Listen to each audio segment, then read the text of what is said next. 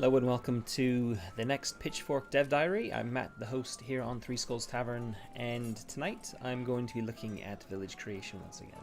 Now, I have done village creation twice before on these Dev Diaries. The first one, I was talking about how I wanted to build it up to start off with. I was looking at inspiration from games like Kingdom and The Quiet Year, etc. And kind of build up something that ended up looking a little bit like a hybrid of those two games. And that's what I've currently got. I then did a playtest in a later dev diary where I was basically seeing how long it took to actually create a village like this. I had 2 players with me, and it took a full 2-hour stream to do it. So quite a long time, actually, it turns out. Yeah, and since then, this the village creation has been tried out by a few more people, including the people who play tested this game last week, and they've given me feedback on how this went. Some really good feedback, which I've implemented in my to-do list here for the game. You can see right up here, if I go to to-do list, I have a couple of things here. One is to implement quick village creation, which I may or may not be doing tonight.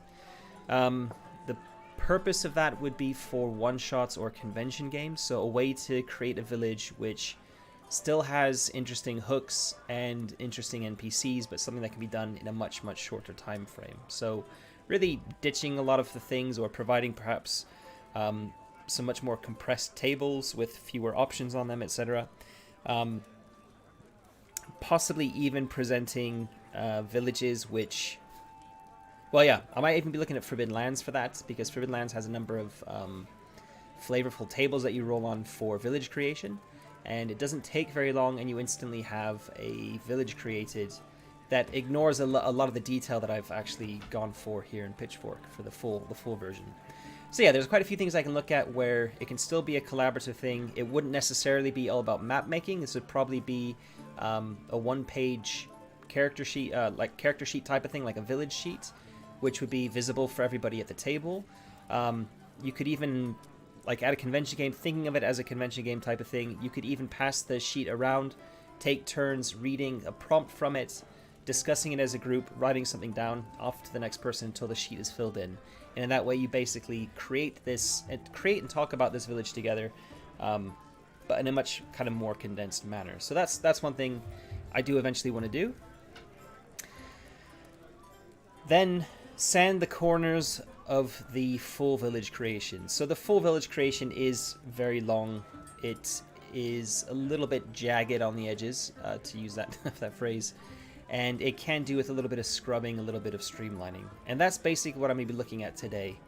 I do have a PDF open with a bunch of other games listed on it, as you can see here. I'm probably not going to be referencing a lot of these, but just to show you, these are games that I've kind of discovered via this massive itch Black Lives Matter bundle that was done back in June, I believe.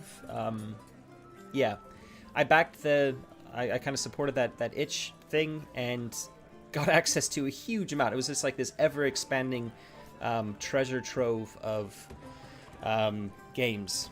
And there are a ton of PDFs in it for indie games, and there are quite a few that are specifically like world building related, and I have quite a few of these. So these are all games I haven't actually looked at in detail, but I'm just going to show them very quickly. One is I'm Sorry, Did You Say Street Magic, which is a city building story game.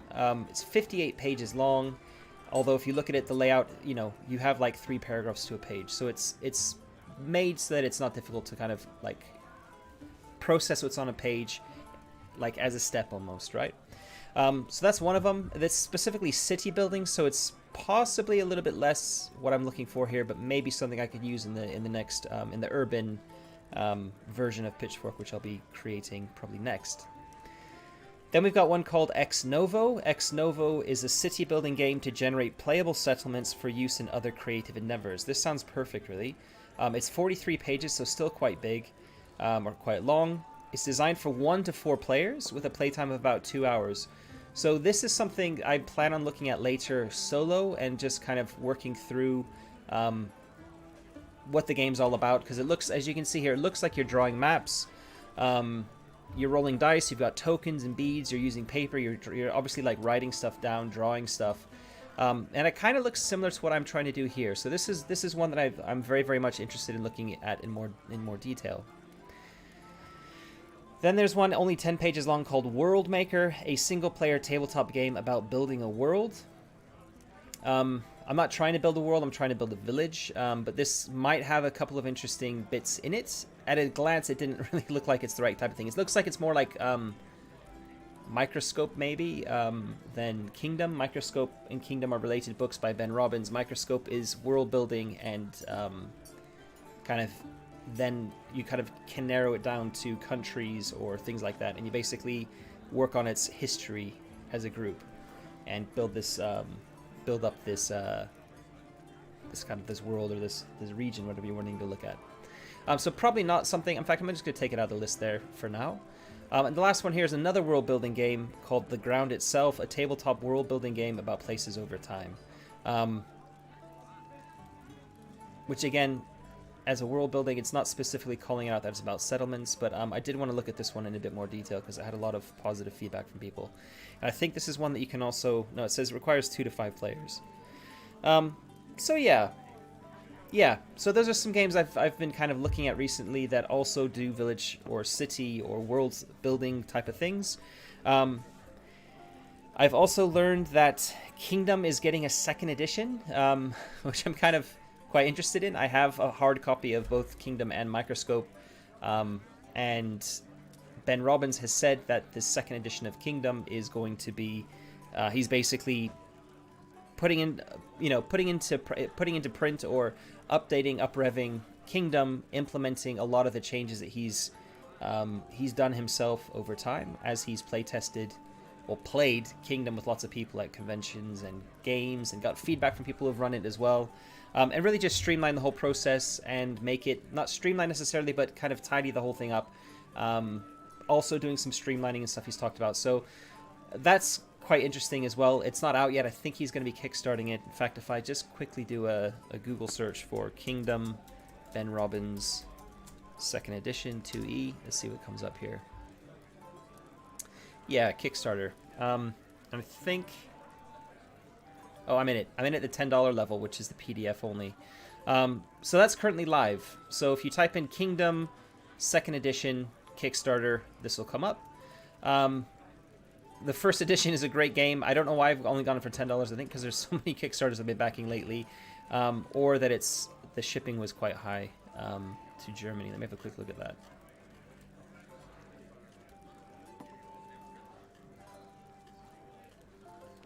I actually won't, because I think if by doing that it'll show my address, and obviously this being a public video, I don't want to do that. So anyway, I will probably be bumping that up to the $30 pledge level, which gets me the physical book. But yeah, so there's a 2nd edition coming out, which is quite exciting. April of next year is when he's hoping to get it out. Yeah, so Kingdom is obviously a very, very big part of what a very inspirational source that I've used for the village creation rules here in Pitchfork. But still, it is a game in its own right. It's quite detailed. You come up with a lot of information. The purpose of it is a little bit different to the purpose of what I'm trying to do here in Pitchfork. Although the end result is still very similar in that you're creating a living, breathing settlement or community, which is the point of Kingdom. It's just how you go about doing that and the length of time it requires and the steps and all the specific minutia. Yeah, I think I can scrub it a little bit with what I've done. So that's the purpose of the stream for today. I've also, by the way, since the last stream, I did add a bunch of to-do list items. I did manage to scrub a couple of them off in between then and now. For example, if I go down to my injury tables, that's now full. I've added a little bit more detail in there, so there's now 3 steps of less severe injuries. Still only 2 steps to the 20s, the 30s, and the 40s. I might be changing that and taking one of the 11 ones out so it's a bit more consistent. In fact, I'm going to do that right now. I'm just going to take this top one out because it feels a bit weird that there's so much variety in the lower levels, but not in the 20s, 30s, 40s, or 50s. They all have 2 entries each. So I'm just actually gonna delete that and change this to be 11 to 13, and the one below it to be 14 to 16. There we go. Anyway, so injury tables is one thing that I've scrubbed. I've added all the entries in there for all 4 of the different types. I'm quite happy with how it looks. I actually take the D3 out of there and just say broken fingers. Broken finger. Yeah. So that's one thing I've done. Another thing I've done is I went through the careers here, and I've added the key skills to all of them, which is something I've been wanting to do. So this is based on the new skill list that I've decided to implement following playtest feedback. So that's what I did in my last stream. And I needed to go through all the careers and tweak the skill lists that go alongside them. And actually what I've done is I started here on this spreadsheet, this Google Sheets spreadsheet. And I already actually had done this in the past for a previous edition where I was only using skills and no attributes. And I found that I could just use the same matrix without any real tweaking. I did tweak 1 or 2 values. I did change one other thing, like I had a skill called agility because I wasn't using any attributes before, but I am using attributes now, and one of the attributes is called agility. So having an attribute called agility and a skill called agility doesn't work. So I've actually changed it to athletics. I've removed the climbing skill that was in there. So climbing is now part of athletics. And athletics includes everything relating to climbing, running, jumping, that sort of thing, except for swimming. And swimming is called off here as a separate skill. Mainly because if you don't know how to swim, you shouldn't know how to swim. It's not like if you're more athletic, you don't actually know how to not drown if you fall into a body of water. So yeah. Athletics is a one change in removing climbing. So I had to do a little bit of tweaking around those skills, but I've still got to the point where there are 4 skills listed for every career. Now that is 1 more skill than what I had in the previous playtest version. The previous playtest version had each career having 3 skills associated with it. So you actually will get 1 more skill in this new playtest version than you would have otherwise. And I'm okay with that. This is something I've accepted. So that's one of the other things I've done. I've also, obviously implementing that change with the skills, I had to do up here with the table. So one of the other things I did with this table is I removed, there was like a gray panel that had what I was looking at calling advanced skills before. That was important to differentiate earlier on when skills were the only, there were no attributes, there were only skills. And the idea was all of the general ones on the left, you'd have to have at least 1 point. You would have at least 1 point in all of them. And the advanced skills, you would have 0 points, and you wouldn't be able to roll against them unless you had a point in them. And the only way you could get a point was through something like a formative event or if it was tied to your career. I've gone away and just done away with that completely and just treated it as a big list of skills because simplicity is what I'm kind of like one of the main design tenets of this game. So yeah. And by adding in 2 additional skills, which were always included in this anyway, but I had taken them out because they weren't part of Pitchfork. They are ballistics and martial combat. By adding them back in, tying agility and climbing into 1 athletic skill, and then listing them all out like this, I now have exactly 24 skills, which is kind of interesting. It's a nice kind of nice number to work with. And yeah, I'm kind of happy with how it's laid out, and I'm happy for this to be the skill list that's being used in the playtest going forward.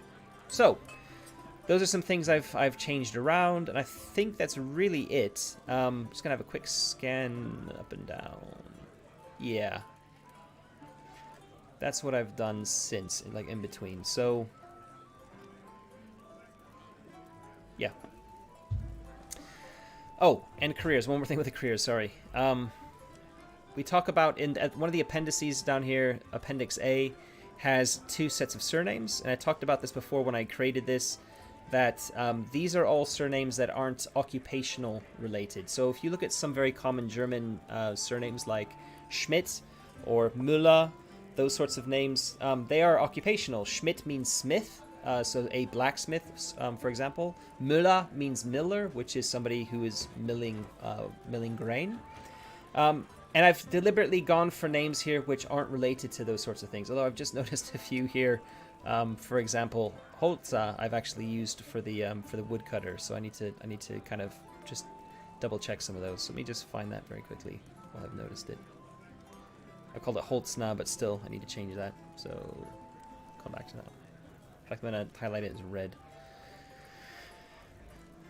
Actually, I might keep that one here because it makes more sense. It makes more sense to have, you know, Holz. Holz is the word for wood, by the way, in German. It makes more sense to come up with something else down here than it does to change the one by wood cutting. So I'm just going to highlight that.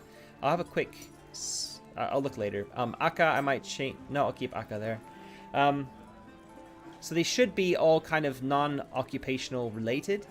And I've gone through and I've added at least 2 options for occupational surnames as an option for every single career. Artisan, I've given 6 sample artisans.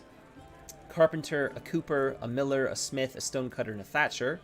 And relative to those, I've provided 6 surnames, which are Tischler, Binder, Müller, Schmidt, Steiner, or Decker. And then, for example, for all the other ones, so that's literally one per sub-career, if you want to call that within artisan. But for all the other ones like boater, I've provided two options: Schiffer or Ruder, charcoal burner, Brenner, or Köhler. So those are sort of the things I've been working on. I'm trying to do one slightly humorous option within each of the careers. It hasn't always worked like that, but for most of them I think I've been able to do that, and I'm interested to see people who can speak German to give me some feedback on whether they are absolutely too ridiculous to even contemplate looking at without rolling your eyes or whatever, or whether they actually provide a chuckle and they're quite good. So, yeah, that was fun. That was fun doing that. I've done that for all of the careers in this as well, so all 18 careers. But now I'm looking at village creation, so let's go ahead and look at that. So the first thing I want to do is I just want to go through it step by step, and I'll look at all the steps, and I want to see, am I relatively happy with what I've laid out here? Hey, Groldfar. Careers will be used as a skill in a way. This is something I discussed in the last dev diary, in that they can be treated as an advantage. So if I go to the rules of play here, building the pool. If anything else can grant an advantage, including specialist career knowledge, help, etc., you add a single die. So it's not necessarily a tremendous advantage, but if you're in a position where you wouldn't be getting any other advantage any other way, but your career should be able to come into play somehow, you can use the career to give you advantage. So that's how I'm kind of trying to keep that out as a kind of complex step in terms of rules. I may end up changing that later on, but I want to play test it like this to start off with. So the idea is your career can give you can contribute towards advantage if you haven't got it already. Yeah.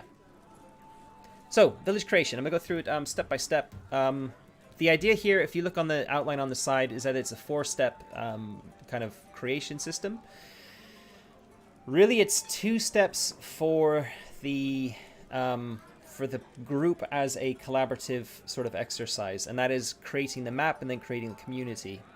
Step 3 is very small, finishing the map, so it's literally just you've created this map, now it's just putting the final touches on it, which you don't even necessarily need to do in that session.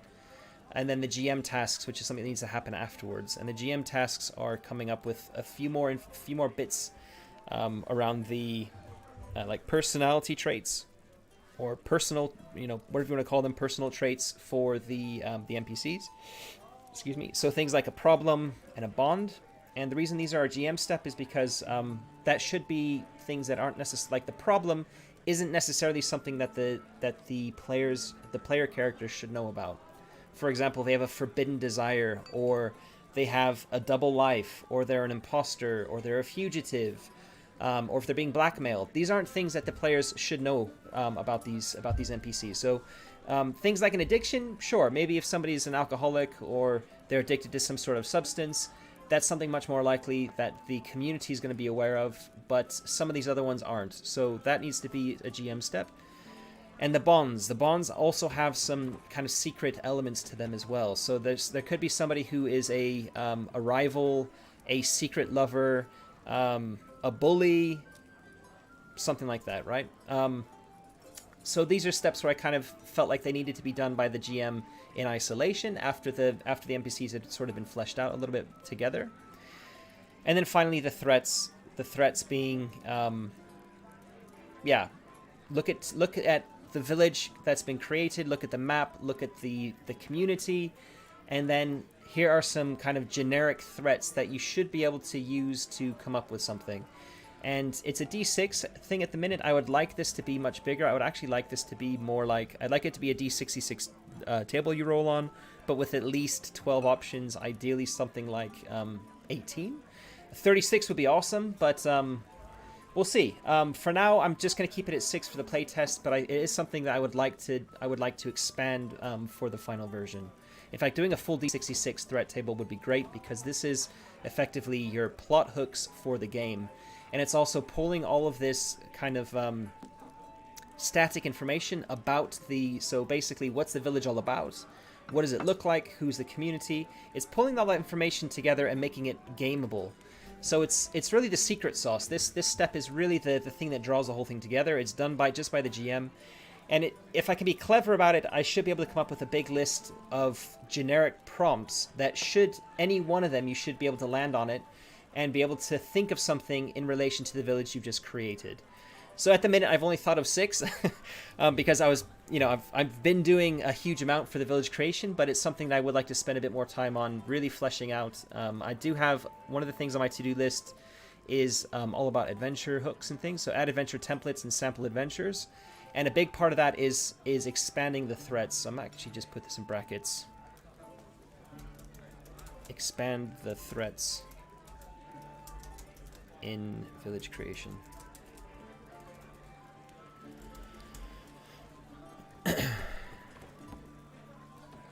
Yeah. All right.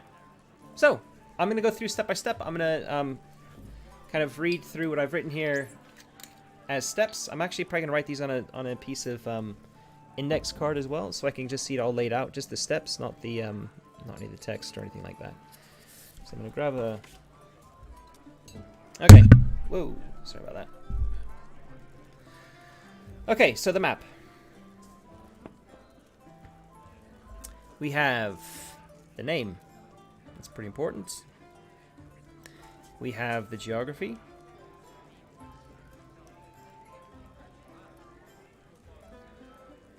We have households. Now, households is something I think which I can get rid of.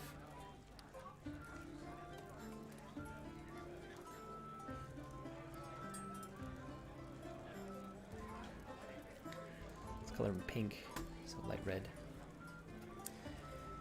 Then we have resources. Resources is actually kind of important, so that's definitely going to be staying. Oddity is something that could be optional. In fact, I'm going to color these slightly different colors. I think the optional stuff can be green. And what I might do is, in the finishing the map, I might include optional steps. So if you have more time and you want to do a few more things, you can do things like have an oddity. But some of these oddities also really help with threats. So I don't want to just strip them out completely. I think there's some things like this where to kind of really streamline the whole process, you might not need them. But really, it does add flavor to the thing, and it'd be good if you could actually try and use them if possible. So, oddity is one of those. Then we come to the details, which are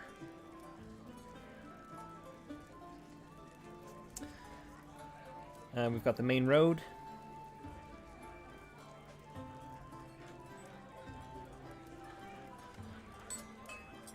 We've got water. We've got landmarks.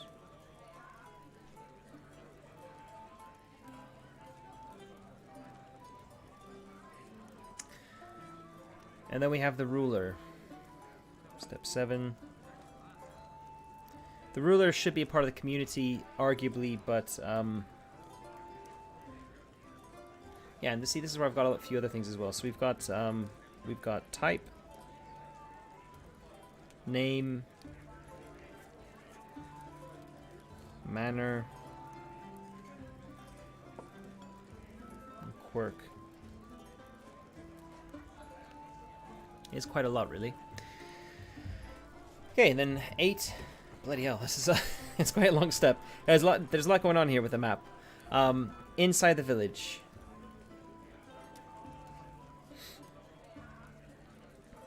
And inside the village we have, what's the center look like? What are the locales?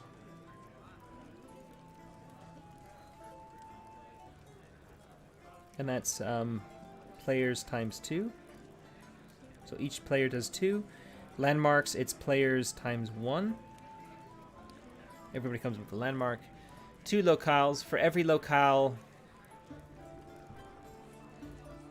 Oh, that's not... this needs fixing a little bit.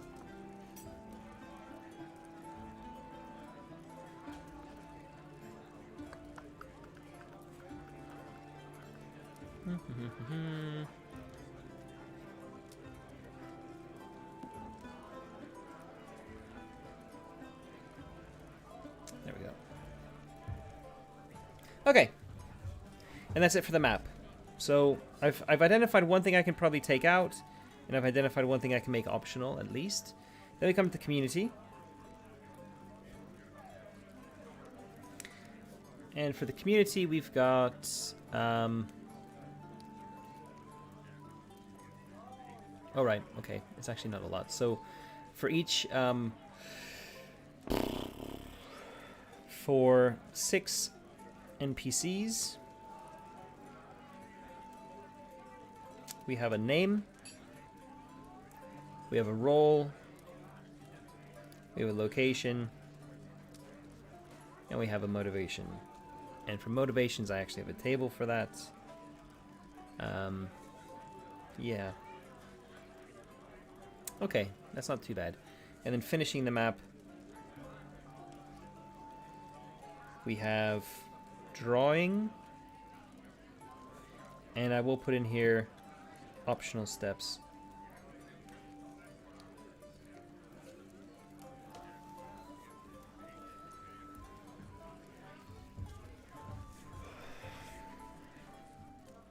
And then GM tasks. And the GM tasks are NPC problems. I've already talked about this. NPC bonds. And threats.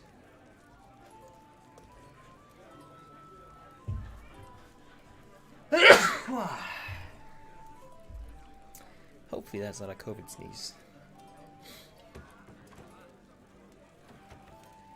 Getting really paranoid about Corvid.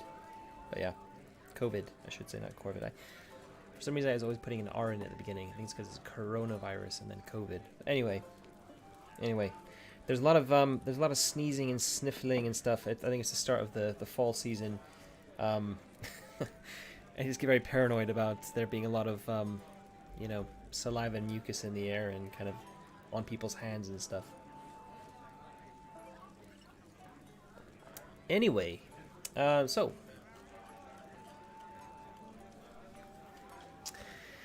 okay, so looking at this list, I've kind of written down here on a piece of, so this is basically what I've done here. Not sure how easily that is to be seen, but yeah, I mean, I've basically just written all the steps out on a single piece of card, and the idea is now to kind of look at things that I can kind of simplify, or try and think of ways that this can be done in a quicker manner, so it kind of flows a little bit more naturally. So what I'm doing is, what you're doing for the village is you're thinking up the name of the village. I think that's fine. However, it could be even better to do that at a later step, because you could name the village after something that it's known for. So, for example, its resources, or something like that. So the name could be the first step of community, for example, or the last step of making the map. So we'll put like a little star next to this and say last step? Question mark.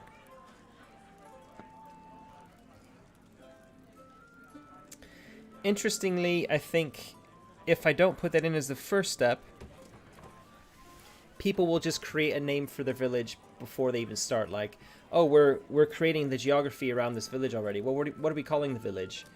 And I think I did think about this when I was kind of looking at how I wanted to create the steps, and that is something I'm kind of aware of, that if I want to influence the name, that I should probably keep it up the very, very beginning at the front. But yeah, it does mean you can get some kind of funny names. Like, you could have a name that has something to do with, if we show you the names, for example,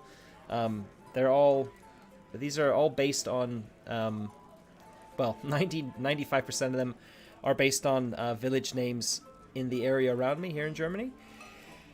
And the prefixes and suffixes all have meanings to them. For example, Hoi means hay. So if we had a place called, I don't know, Heuwald. Heuwald just means hay forest. It's kind of a nonsensical combination, but maybe it means it's called that because there's a big forest nearby, and this is an agricultural village, right? That's where it gets its name. So Heuwald is an agricultural village near a big forest. But what happens if you've kind of picked that name out, and then in geography you've gone for a desert oasis, so there are no forests nearby, and the resources, like one of the resources in scarcity are crops. They can't grow any crops in a desert. So it's kind of nonsensical that you've created this this village called Heuwald without either of those things, two things being applicable. Now, the problem with this is that it requires a knowledge of German for that to be an issue. Some people will happily create a Germanic desert, could create a Germanic desert village and give it any name they want from this list, and it doesn't really matter. But yeah, for my kind of ideas of sensibility and, you know, verisimilitude, it's kind of like, I would like it should make more sense to do it that way. However, I'm very, very much aware that I'm a German speaker, and therefore this is a game for the English market, and most people won't have that knowledge. So it's kind of, this is just for flavor. Like, you've got to, like Wolfrup, right? Wolfrup has Germanic names for everything, and often they're nonsensical. Often they just sound funny, or they sound kind of interesting, kind of being smashed together. And so it shouldn't really make that much of a difference. But to me, this does affect how I think about how the steps should be, and it makes me think like, if I was to change these names to something a little bit more in keeping with, say, medieval England, where people would be able to discern or kind of work out what the names or the prefixes or the suffixes mean, then yeah, it would probably make more sense to put it at the end. But I'm not doing that. So anyway, I think for now, I'm going to leave the name where it is, because I think that's... I'm kind of flip-flopping on this, I'm aware.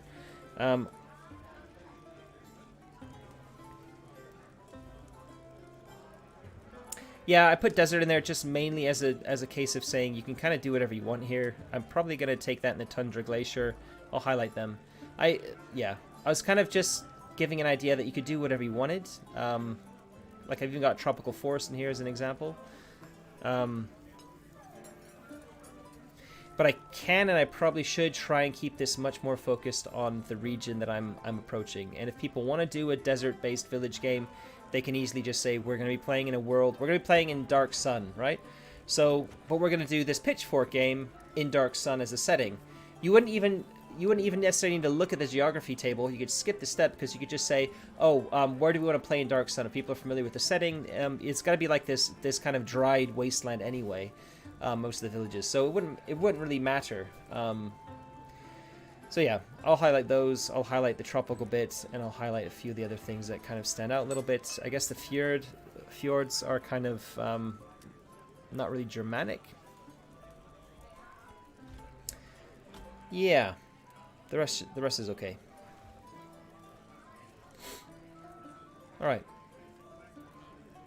I like having geography as the next step, because it's the foundation of the map. It is setting the surrounding geography, or where your village is in relation to its physical space, right? Is it next to a coast? Is it in the mountains? Is it in or near a swamp? Is it in or near a forest? All that kind of stuff. So it's pretty important as a first step. Households really isn't needed. I mean, it can just be. It can be an optional step where it's basically said if you really want to think about that detail, you can think about that detail. So I'm gonna start stripping this stuff out. I'm gonna put down here in finishing the map. I'm gonna put here step 1 is going to be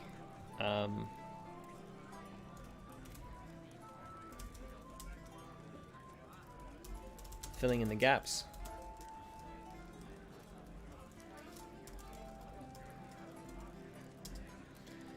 The next one is going to be households, and the last one is going to be oddity.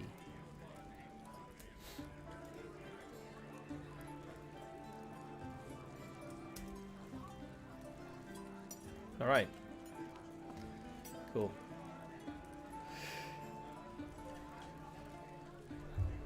All right, so we've got the geography in place. Then we're going to look at resources.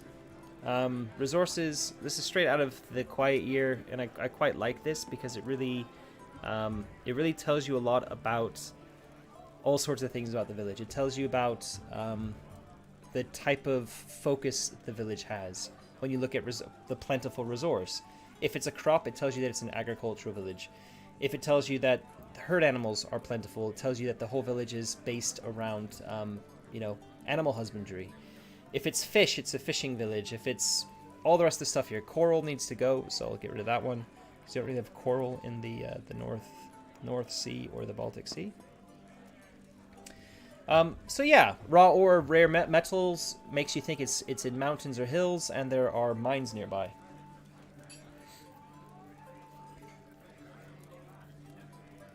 Yeah, that's a really good example, actually. A really good suggestion.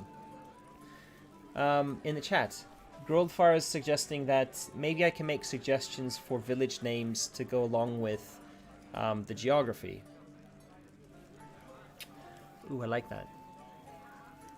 So maybe expand the geography out and then I could give like 2 prefixes and 2 suffixes per entry. So if I've got 12 here, how many have I got here? I mean, I can easily come up with an additional 4 of each. So I've got 18, and I'd want 24 of each. So 6 more. Sorry, not 4 more. I could probably easily do that. It's not difficult to come up with these. I just kind of looked at Google Maps from the area around me and was able to come up with some pretty easily.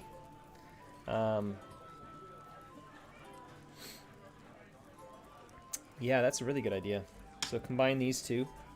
And then they make a bit more sense together because it's basically saying, okay, you have a village near an ocean. Well, here's some oceanic, or here's some like very sea-based terms. There would have things like, if you look here, we don't actually have it here. No, another ending in German is Hafen. It's like Hagen but with an F, and Hafen means basically harbor. Yeah. And that's like there are a lot of villages near coastlines that have the suffix, the ending Hafen. So that could work really well.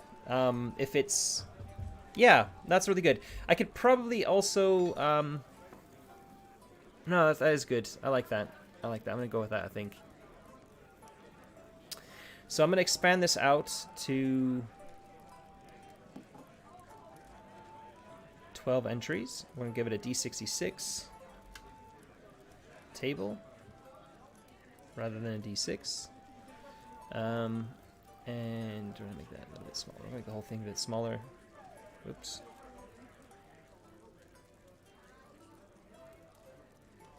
All right, and we're gonna go for, let me just see if I have another 12 entry D66 table I can copy the numbers from.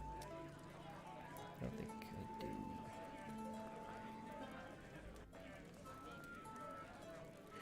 I do kind of down here at the bottom. This, if I copy these ones, that should be 12 entries.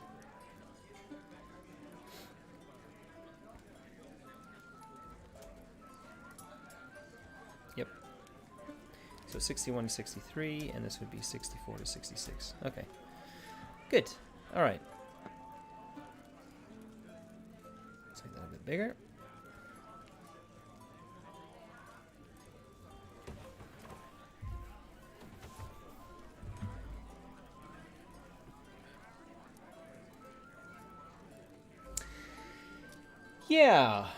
Yeah, that's also a good idea. Is like I could provide a prefix, just general prefixes that aren't necessarily to do with anything.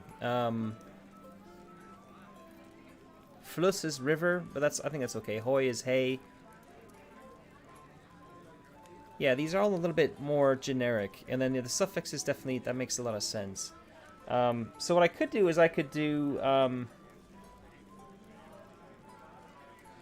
Okay, so first of all, let me just get rid of some of these. So I don't want these ones in there. I also don't want them to be highlighted anymore.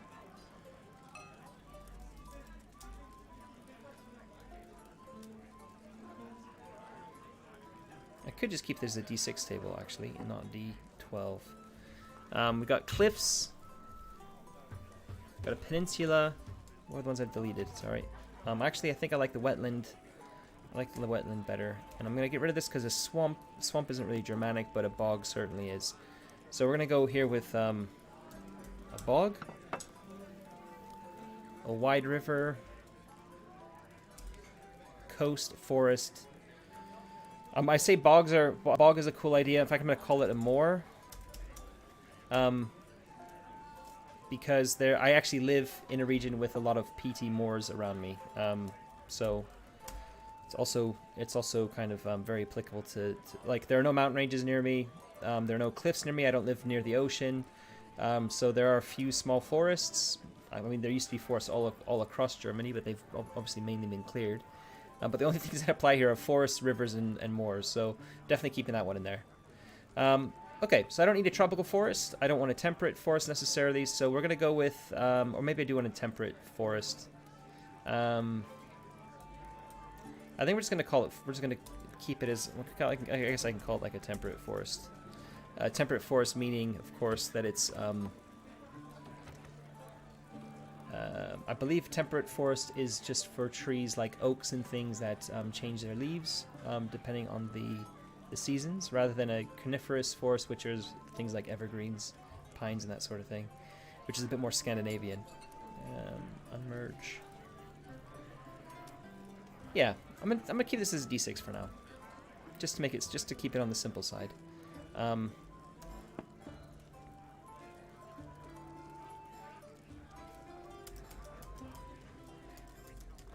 a little bit more focused here. We're gonna unmerge this. We're gonna go with suffixes.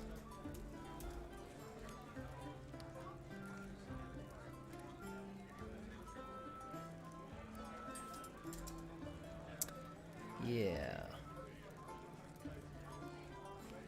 I want 2 of these, I think.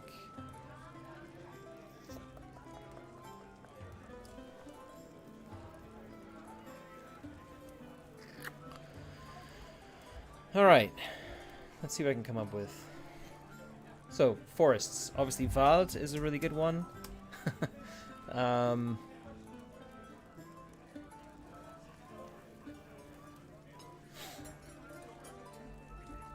Holz is another good one. Means wood. Coast, we can go with, I've already mentioned, ooh, what's that? Highlighting. That for coast, I wanted to have Hafen. So let me just highlight some of these as I go. So I've used them. Done with Holz. I've done Wald. One thing I don't have is kind of rolling plains. So maybe I should get rid of plunging cliffs, and instead go with rolling plains. Or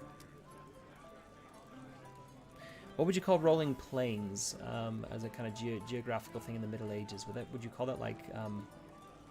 I think rolling plains is fine. Anyway. Okay. Hafen, or in fact, this is where I wanted to open maps. We'll go Maps, Google Maps. We'll go with the German version. You can see where I live. Of course, it's going to zoom in on my location. Just try and zoom that out a bit.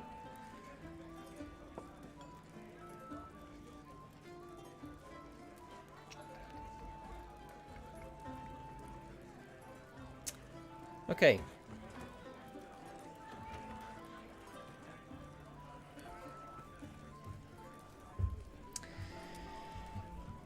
So, I went on holiday over here, actually up here near Kiel, on the Baltic Sea a couple of weeks ago, and you can already see here. There's one here called Heiligenhafen. It's got that Hafen ending on it.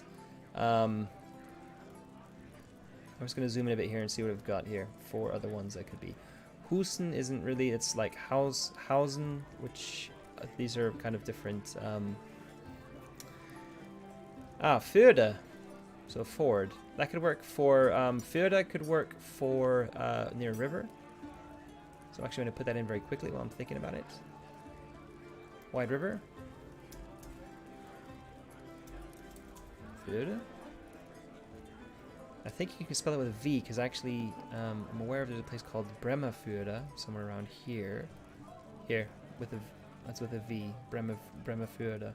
It's pronounced with an F. I'm going to keep it as an F because it's also easier for English people, like myself, who aren't familiar with German, to actually pronounce it more or less correctly. So I'm just kind of going up along the coastline. I'm looking at the names of these villages. We've got one called Wort, which I'm going to ignore for now. It means word, but it's in the dialect, the kind of Plattdeutsch, or flat German, or low German, I should say. Dialect might mean something else. Oh, Förde is an inlet. Okay, so maybe we'll go with that, actually. It's not a ford? I was thinking it was a ford. Whoa, I'm going to Twitter. What am I doing? So we'll go with Förde, then. Mainly because I actually know some people who live in Bremerförde, and it kind of makes me happy to include something like that. If it doesn't mean river, then let's get rid of it. Okay, so river.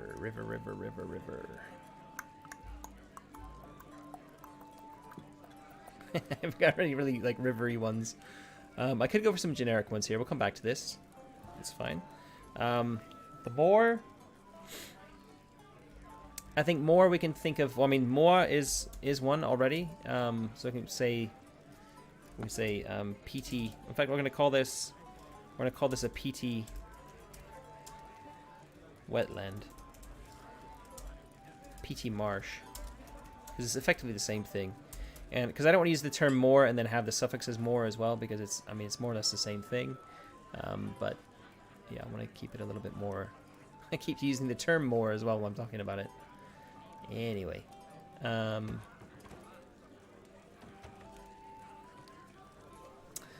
So. Yeah, Brücke is a good one. I did actually have Brücke in a previous edition. So I'll add Brücke back in. I apologize for my bad pronunciation of the umlauts. It's very difficult for an English tongue like mine. But Brücke means bridge, and Furt I was not aware of. It means crossing. So that sounds good. And I haven't got them in there already. So that's good. PT Marston, I got more, which is a good one. I mean, I can put some generic ones, actually, just thinking about this. I can put 2 more. I can probably fit a whole 12 additional ones. So insert 2 columns to the right. And these are going to be...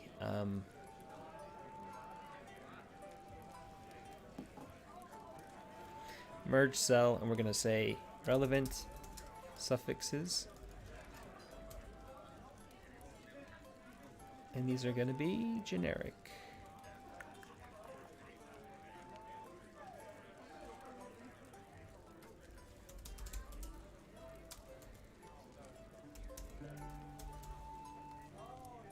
Make this a little bit bigger, like that.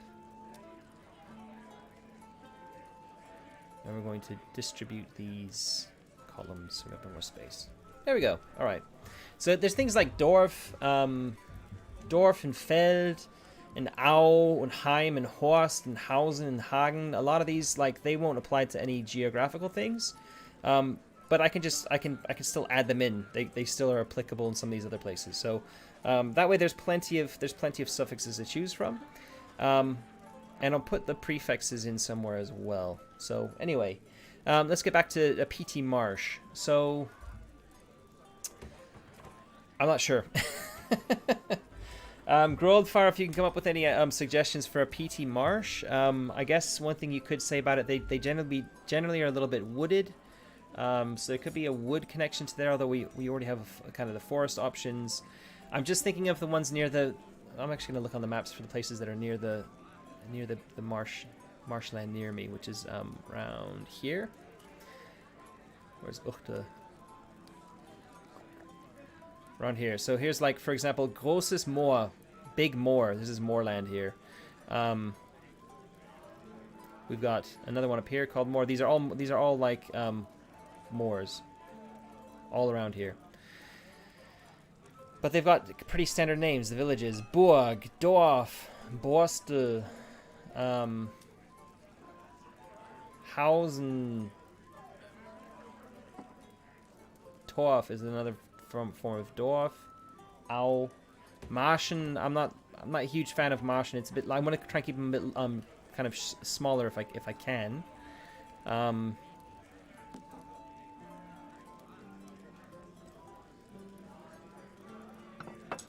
I wonder what Borstel means.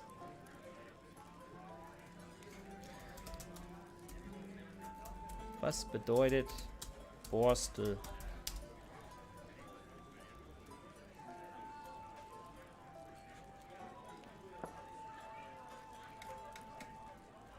Okay. All it's telling me is that it's like just a name for a place. It doesn't actually have a meaning. So that's not very helpful. Vede.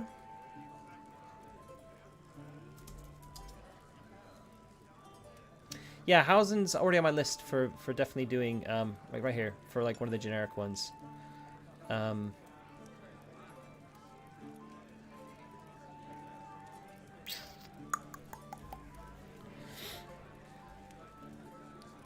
So I'm just gonna type in here more synonym.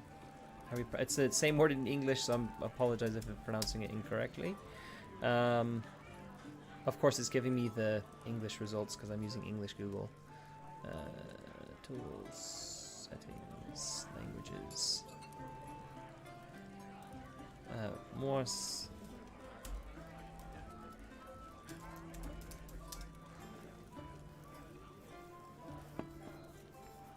Bruch.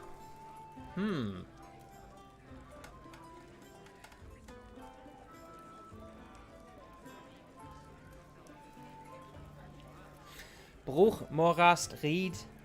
Ried is good.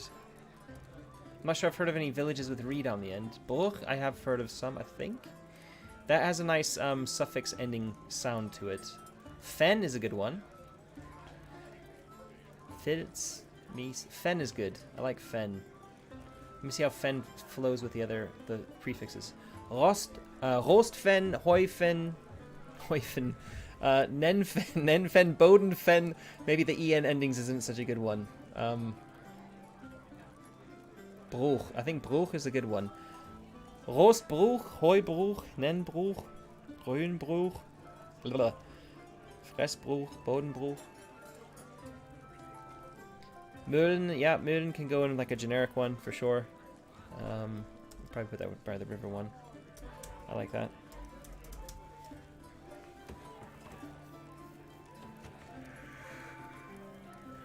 I'm gonna go with Bruch. It's very similar to Brücke. It's pronounced very differently, but the letters are very similar, which I'm aware of. Filz? I'm not familiar with that term. It's felt, isn't it? Okay, so it's in southern Germany. It's another word for swamp and Filz. But my wife does does like knitting and sewing and stuff, and I've heard the term for felt. Moose is moss. That could be an interesting one, actually. Moose. And we're going with moose. Oh, it's very similar to more. It's one letter different from more. Mies? What is mies? I've never heard that one before. Zumpf is a good one. That means swamp. So mies means the same thing. Again, Süddeutsch, so it's from the south. It's kind of, I guess it's similar to, yeah, I don't know. More or mies? We're gonna go with mies for now. Kind of like that. Bodenmies, Hohenmies, Klettmies, Braunmies. It wouldn't work with mist, but I'm not putting mist in here. Mist could be one that comes up. Mist mies. Sounds a bit silly. Rolling plains, right. Rolling plains, we've got, we can go with Feld, for example. We could go with Beck. I guess, I mean, there's a lot of things we go with here. Mountain range, we can go with Burg. Berg, sorry, not Burg. Burg is castle. And we can go with Tal, which is valley. Yeah. I'm just going to check Beck, actually, because I'm not sure.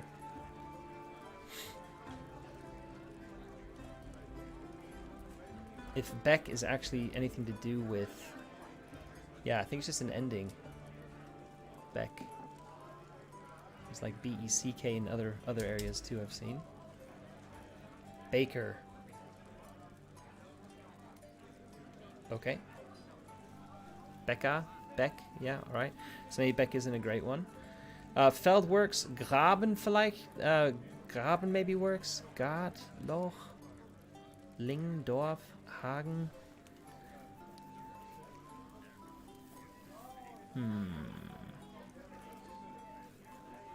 going to put Beck in here, off to the general ones. And I think I might go with, what does Graben mean? Graben.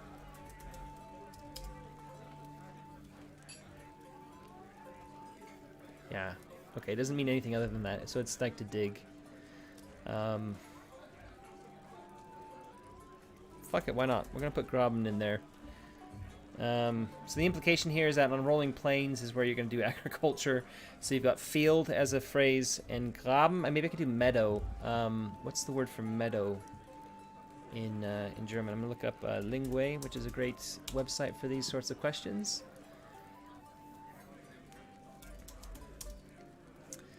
Meadow Visa, of course. Missed these. I'm not sure it flows nicely as a suffix, though, generally speaking. I'm going to leave it like this for now. I think relevant suffixes, Graben is pushing it a little bit. I mean, what I could do is I could go for synonyms of Feld, or I could go for synonyms of Wiese.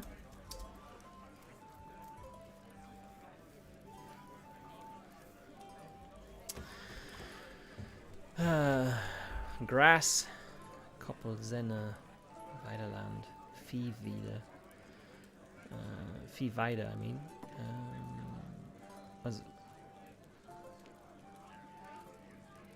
What's Koppel? I'm aware of somebody named Koppel. I'm not sure what it's.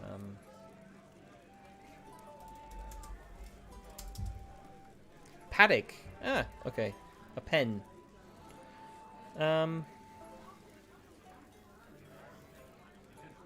Sure, why not?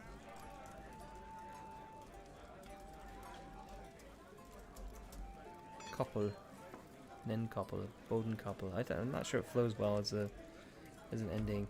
Yeah, I'm gonna leave it. I'm gonna leave it as Graben, which I had before. Oops. Okay, so that's that. I'm gonna now stick in the rest here. I'm gonna put Dorf in by the forest. I'm gonna stick Hagen in next to it.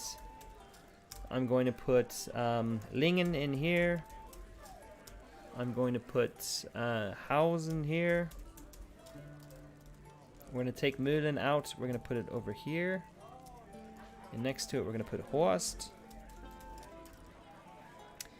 Here we're going to do Gart. Here we're going to do Hof.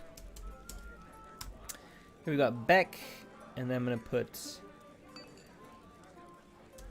ow or ow. Different spellings for the same, effectively the same thing. And then here we're going to put Heim. And one that I'm missing from here, I could do I guess Loch, hole, which works for mountain range because you could have caves or you could have like crevices or something. Yeah, Awa kind of works with ow, I guess. I'm okay with that because I live near a town which ends in ow, so I kind of want to keep it in there like that. And up north, there's a few places that end in OW, and I think that the reason I've done it like that is because the OW spelling works a bit better with some of the prefixes. But yeah, anyway. So I'm gonna delete that column up there for the suffixes. I've got these different ones here, which I'm actually quite like now that I've done this exercise. Yeah, I'm pretty happy with that. So I'm gonna just highlight these again. I'm gonna distribute them. Cool. Thanks for the suggestion there, Grodfar. That was really helpful. Because now the names actually will make a bit more sense. And for every option that you're rolling, you've got 4 here, which yeah.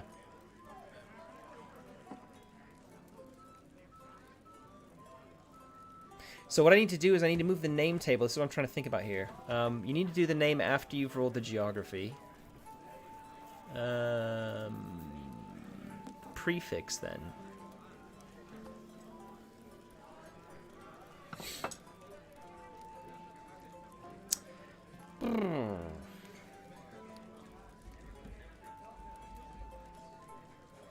I mean, this is where I could just put...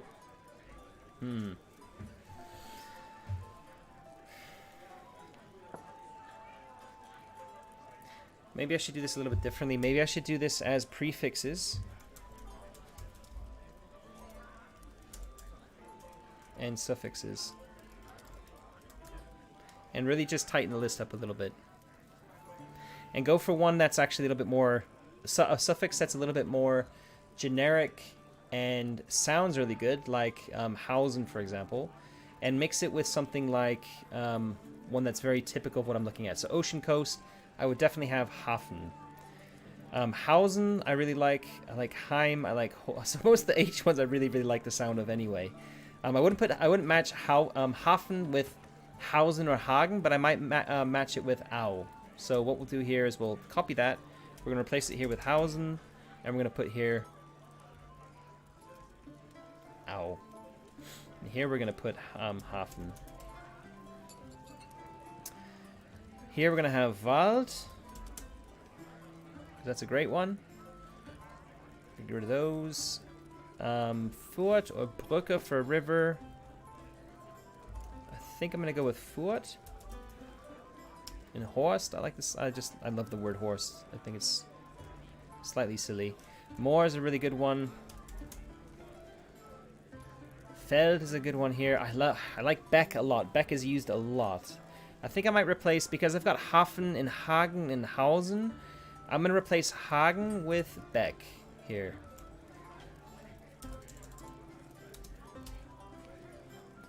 And here I'm going to make this Feld, because that's also a good ending one. And here I'm going to go, I think Berg is a bit on the nose, so I'm going to go with Tal. Let me see. Rostal, Heutal, Nental, Gruntal, Frestal, Bodental. I've also seen it spelled with an H a lot, like this. Like Bodental, I think, is an actual village up where I was on holiday. But Berg is also really good because it just means mountain. Kleinberg, Mistberg, Krumberg, Hackberg, Heuberg, Grünberg. I'm gonna go with Tal.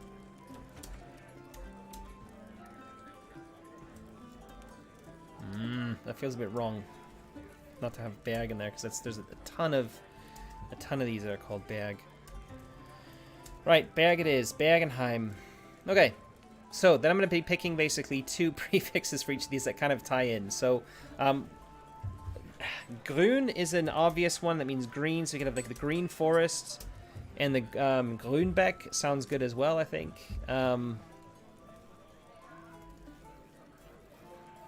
I I want to pick the first one to be kind of applicable. So rolling plains, we could have... oh, God. Boden. Bodenfeld. Bodenhausen. Yeah. Braunmoor. Braunhof. That's good. Mist. For marsh, that's a good one. Mistmoor.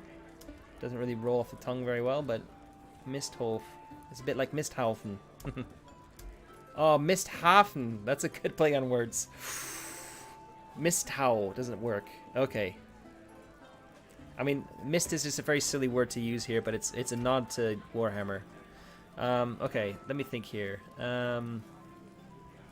Maybe foul is better. Lazy. Foulmoor. Foulhof.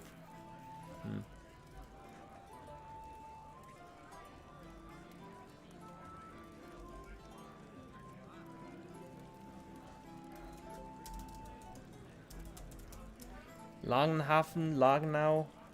Sounds kind of right in my head for some reason. And then we could put something like...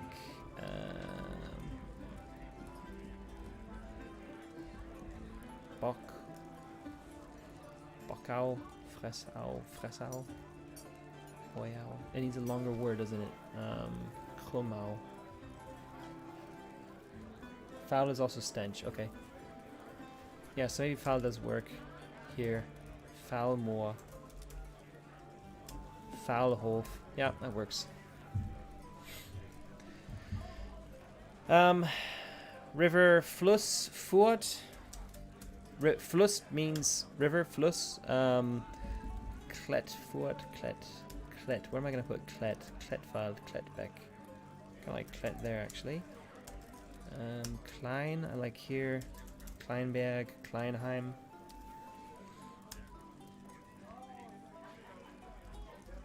Klet works better. Klet works better as a Kletberg, Kletheim. Klet is kind of a root word for climb, so it kind of makes a bit of sense there. Fress. Oh, have I got Dorf on here? How the hell am I missing Dorf?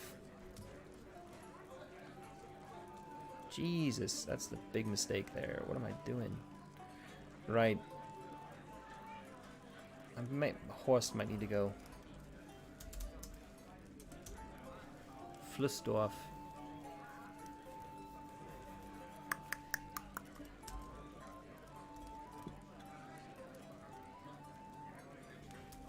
I'm gonna go with Boden, which just means ground. We're gonna go with where can I put Fressdorf? Fressfurt. Nee, Fluss and Fress are a bit too similar. But I could do Fressberg, Fressheim. Yep. Nenfeld, Nenhausen. Boden, it's too similar. Nenfurt, Nendorf. There we go. Ocean Coast. Hafen, we got Langenhafen, Langenau. Bockau. Some of these are a bit too short. There were a lot of owls up in near the coast.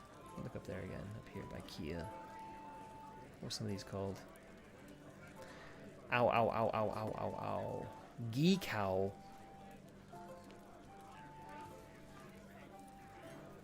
Danau.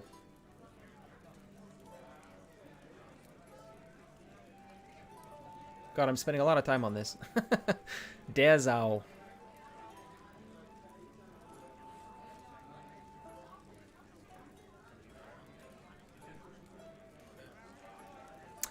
The main occupation or location making the prefix. So, okay. It's gonna be. I'm just trying to think of how I would define that. So I could go then with. So what you mean is like the resources, the crops. So, okay. So then I would put here. Name. And in this, I would have a table here for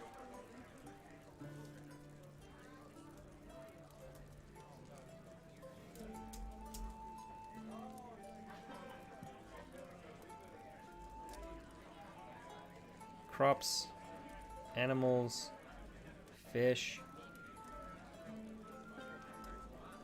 The thing is, there's too many options here. Or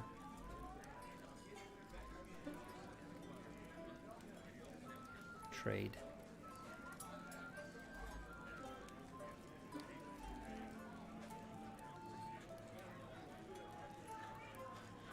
Figure it out. I'll figure it out. So we've got resource here.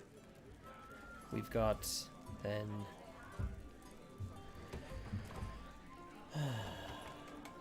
it does. I agree with you. I agree that having these two elements together mean that you kind of have two good options for a prefix. I mean, I could basically just do it like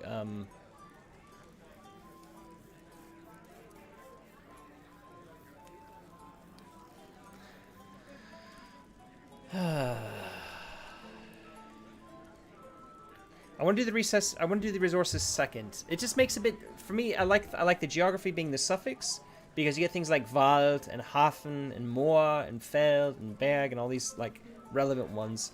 Resources are being prefixes makes sense, but to do that afterwards because your resources are going to really depend on what kind of geography you have. So if you have crops, you kind of need space. I mean, crops can kind of be anywhere. But fish, for example, you'd either need like a big river or a coast nearby. Not necessarily, I mean, you could just draw that on the map somehow, I guess. Same with ore, metal, or trade, or travelers. So maybe I can put resources first and come up with a prefix that way. It just seems a little bit...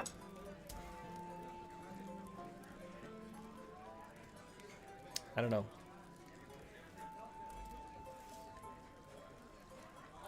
So we're going to insert a column to the right. We're going to insert, this one's going to be called village prefix.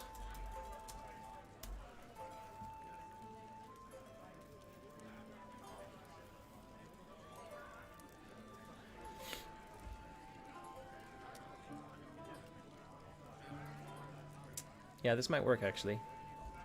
So crops, we're going to do prefixes. We're going to do two of these actually. I'm going to do two options.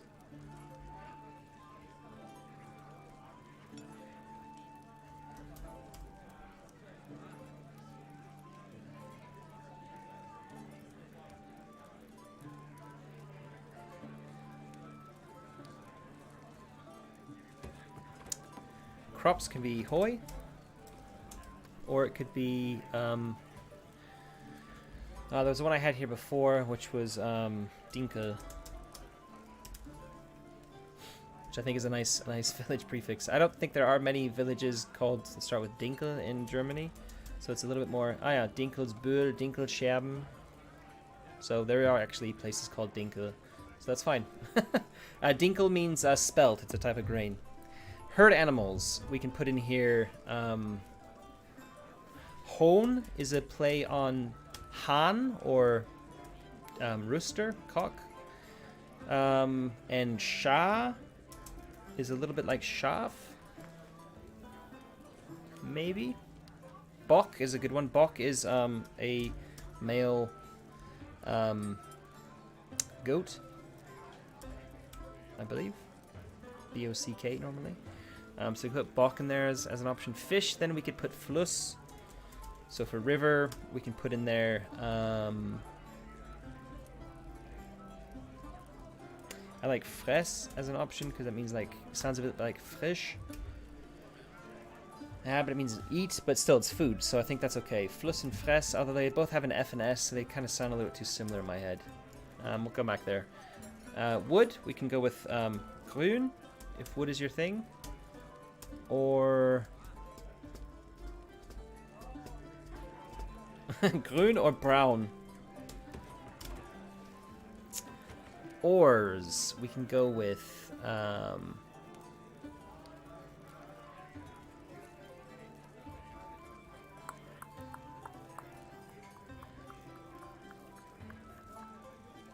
Eisen.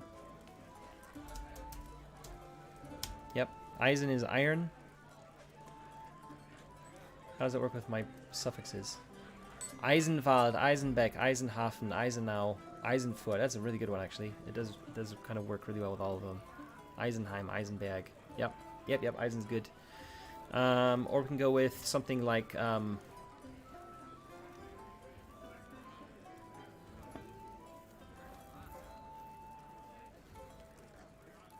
Boden.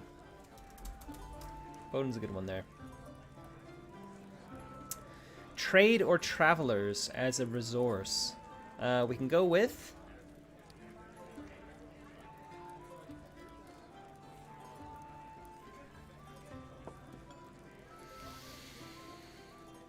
Nen or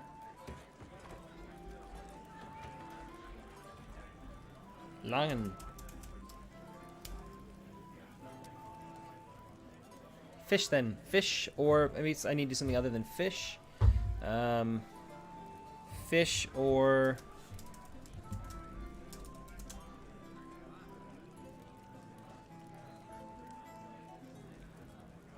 I don't know what else to do other than fish as a resource. If you live on a river, what kind of resources do you have other than fish? What could you have other than fish? You'd have trade, you'd have I'm thinking of like from the actual river though.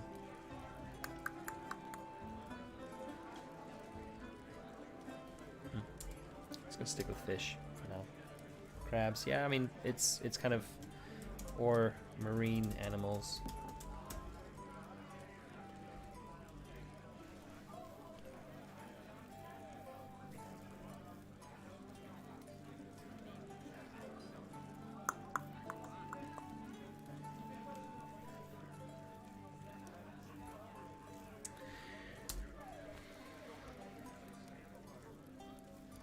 Yeah, I'll just put shellfish down for now. Fish or shellfish. So maybe there's a word here that has to do with like a shell, something hard. What does sha mean? What am I missing here?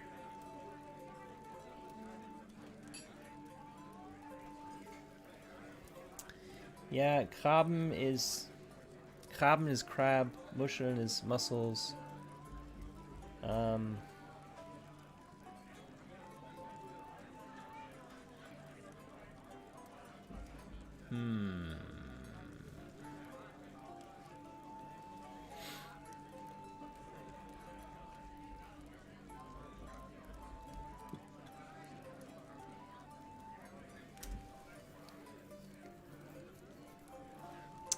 Do we have any places called hard?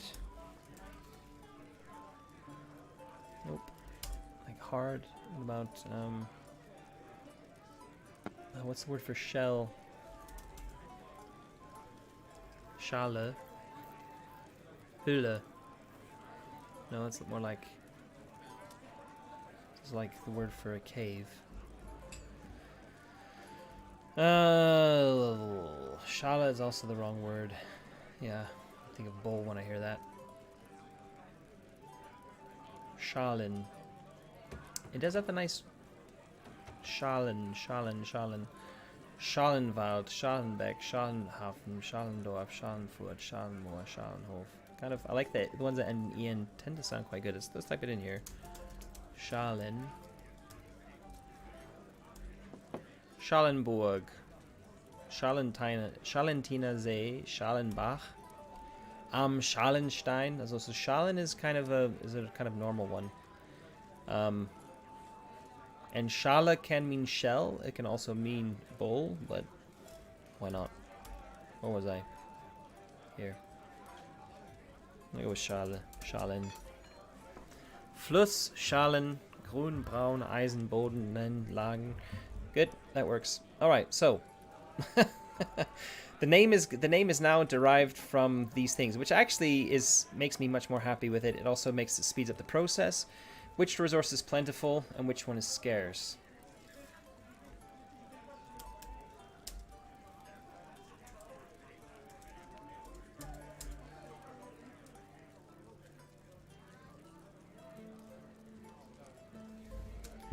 Take the prefix, the first part of your village name, will relate to the resource to your plentiful resource.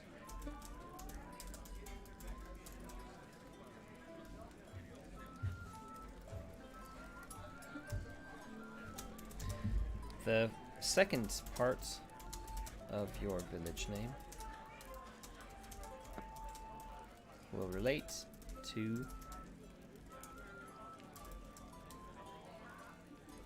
the geography.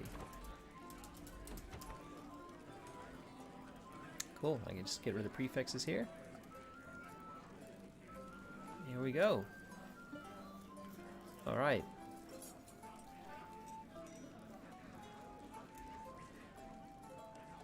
So I can get rid of these two bits here, too. All right, I'm pretty happy with that. So we've got rid of name. We've got rid of households. We've combined resources. Let's move up to the first slot. Resources, then geography. Oddity have moved to optional. Then we got the details. So basically you're just saying, here's what our village has as a resource. And then here's one that we have which is scarce. They determine the plentiful one determines, put this in, make it a little bit easier to see.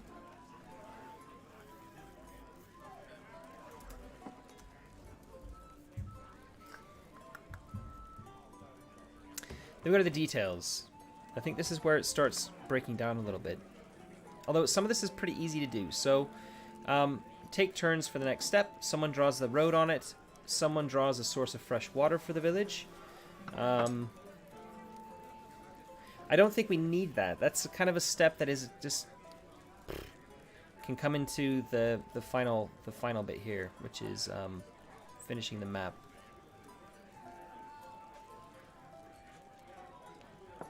Fields, source of water, a path, etc. So we've got the main road. We got landmarks.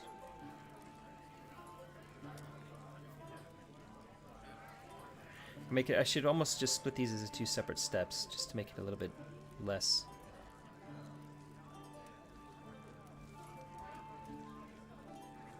Yeah.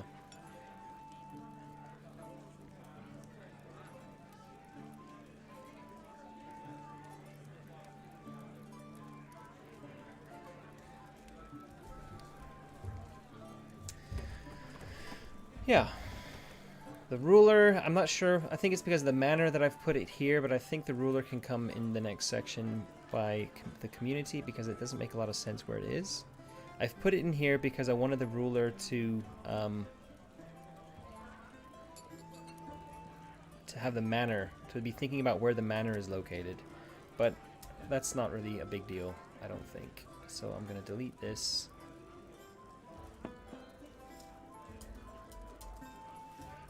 We're going to put here in the community.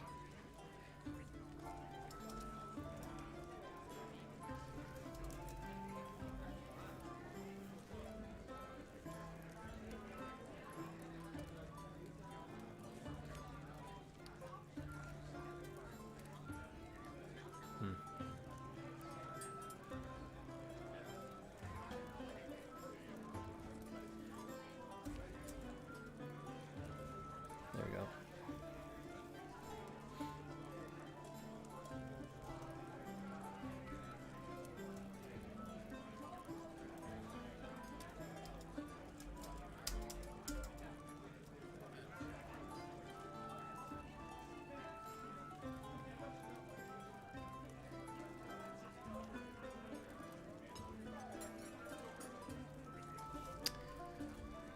Okay, it's interesting. So if I do this, if I put ruler here.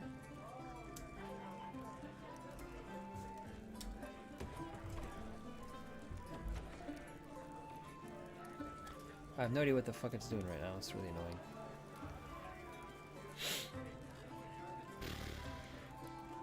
Whatever. Do it later.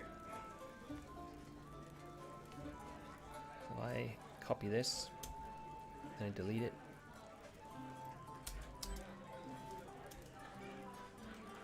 Why is it at 6? 2, 2. Okay, there we go. There it is. Hit an enter in here. Paste that in, and we're done. I've got it back where I wanted it.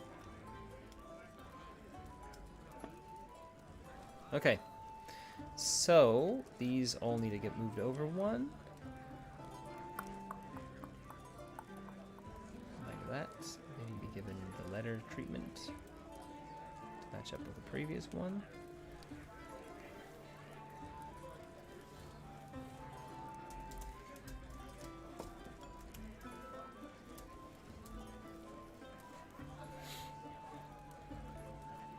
All right, cool.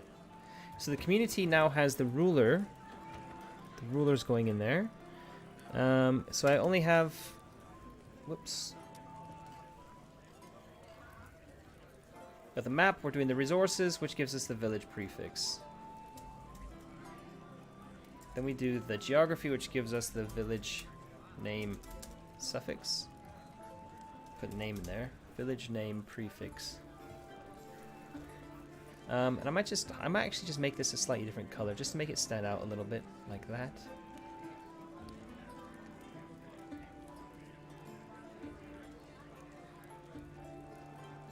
Yeah. I like that. I like that a lot.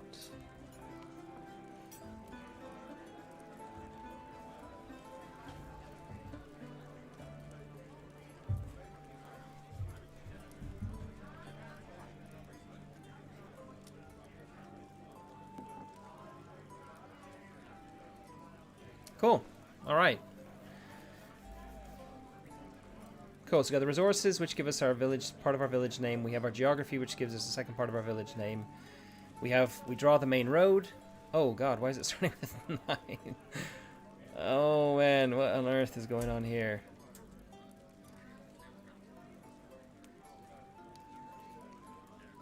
What on earth is going on? Why is it at 9? Because I've got it up here. Oh my God. You can't be serious. Oh, and it's so bloody difficult to list options. Restart number. Why can I not restart the numbering here? If I click on this one by itself. Format, bullets numbering, restart numbering from 1. Thank you. Okay. All right, got there in the end. Okay, so we got resources, we got geography, we got the main road, which is very important that the road is passing through. The landmarks. Take turns that each player comes up with and draws 1 geographical detail around the village. Here are some examples. A copse of trees, mushroom clearing, a bottomless cave, a cave of bats, fetid swamp, unexplored sinkhole, huge ancient tree, mountain shaped like a skull, overgrown ruins, ancient barrow mounds.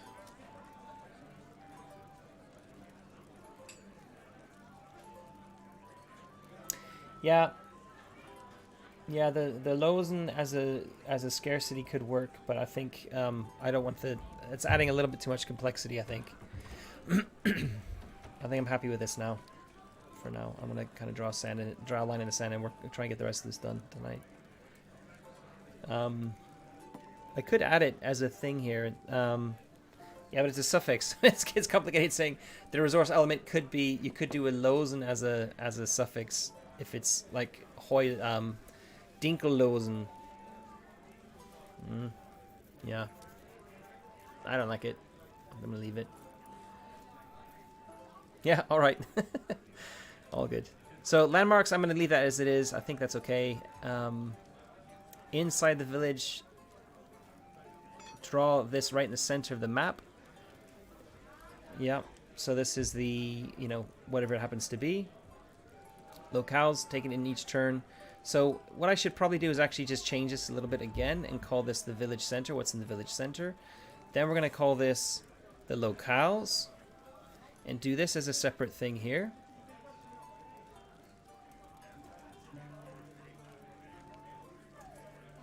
So it's just a little bit more, I'm not kind of splitting out between like inside the village and details and stuff. I'm just basically saying this is what we're doing. First we're doing the landmarks, Then we're going to talk about what's in the middle of the center of the village. Then we're going to talk about the village locales. I'm going to actually call this village locales, so it's actually inside the village. Yeah.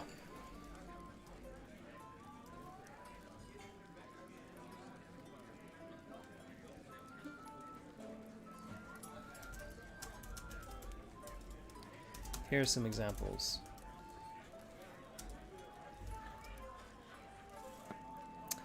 I kind of feel like this should go here, and then the bit underneath it, which is to try and create an NPC for each location, give them a name.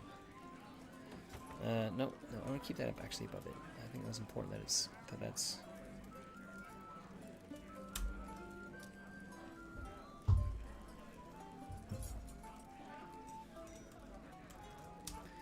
Create an NPC tied to each location. Give them a name. If it doesn't make sense or you can't think of one for that location,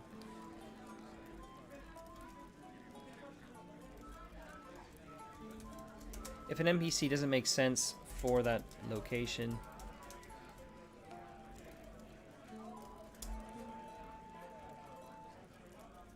an unlinked NPC can be created later.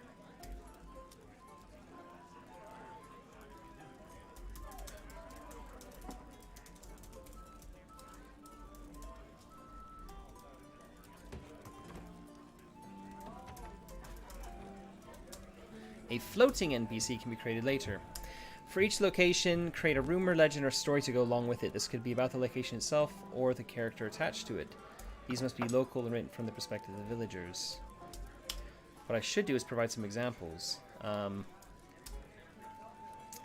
Yeah, I really should do something like a D6.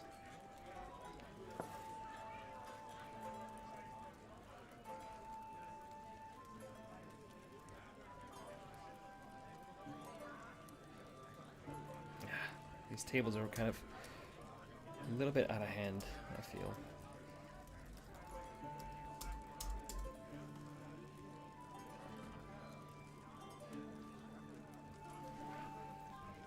Yeah, don't want that. Well, excuse me. I'm tired.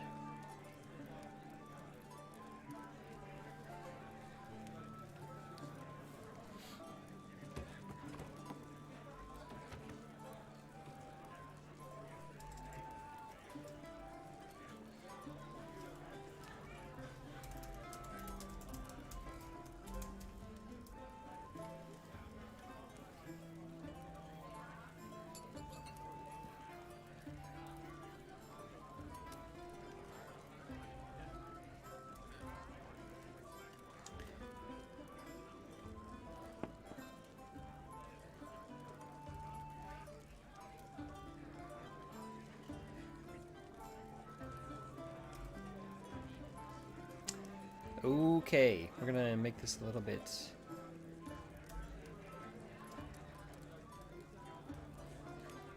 Yeah. Okay, what I've done is I've deleted the bit about creating an NPC there. When you're just drawing the map, you just draw the map, you just draw the locale. If you come up with a name, you come up with a name. If not, it doesn't really matter. When you come down to community, one of the steps with the NPCs is you actually specify their location. Which location from step 1.6 above can this character typically be found at? So that's where you're tying the NPC to the location. I think it makes more sense to do it like that, rather than kind of a two-pronged approach. It kind of should hopefully streamline the whole thing. And then maybe here I can actually say, I can say rumors.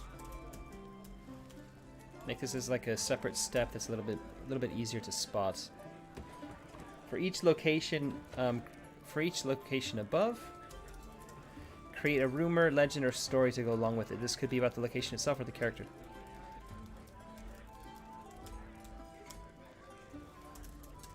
Here's some generic examples. Okay, so we're gonna go with some some random rumors here. I need to do that later, so we're gonna just highlight this in yellow, so I'm gonna come back to it. Cool. Holy, oh yeah, of course. TBC.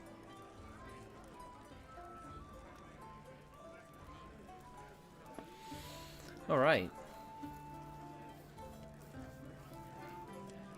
Cool, I like that. It seems a little bit more streamlined now. Seems like by rolling, I've kind of got stuff being rolled at on every option here. So you're rolling for resources, which gives you village name. You're rolling for geography. You're drawing the main road. That should be relatively easy to do. You're rolling for your landmarks. There are options, or you can come up with your own. You're rolling for where your village center is located. You're rolling for your locales. You can roll for your locales. What I'm saying you're rolling for, I mean, is I've created tables so that you can roll for these things.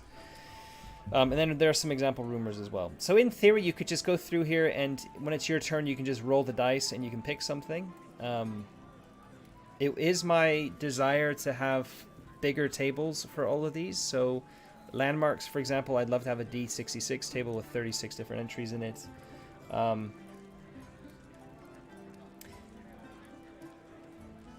Yeah, I mean, I agree that this could kind of be generic, some sort of generic creation system. But yeah, anyway, I'm slowly getting there. And obviously putting this on a website, or I was even thinking about putting it into a spreadsheet, a kind of fancy spreadsheet where you can push a button. There can be like interactive buttons. You push a button and it populates one field. If you keep pushing it if you don't like it, or you can just overwrite the field and you can just type something in instead. And do that step by step. So you can kind of do that together over Skype or Zoom or something like that. Share the screen, and you can kind of do something collaboratively there together as well. But that's down the line a little bit. And a website would be the same way. Just click a button and boom. Or like also have buttons where you're clicking things, or you can just highlight something and type in it. Is also, which would be fairly simple to do, really. Okay. Yeah, I'm pretty happy with this, I think. Cool. Community then. So I've got the ruler first, then we got the NPC second, and I think that's okay. I just wanted to look at the ruler because the ruler feels a little bit, I feel like again I can probably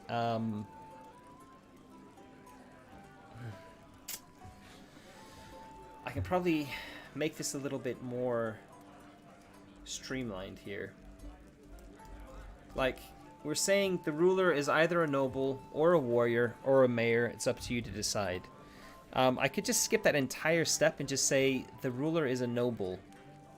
Either one of these three, like from a noble family or from a warrior caste, but still like they've been rewarded with nobility for their services in battle. Still technically a noble. Or they're, like when I'm saying mayor, I'm kind of thinking like a commoner who has been promoted to a sort of like middle class level of nobility, still technically kind of considered noble. And I think I might just leave that whole bit out and just be like, here are some names. Give your ruler a name. Yeah.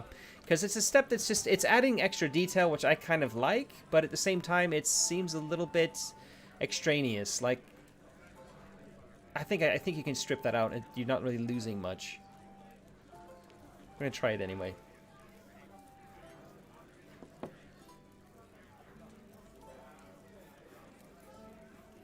Their manor needs to be drawn on the map.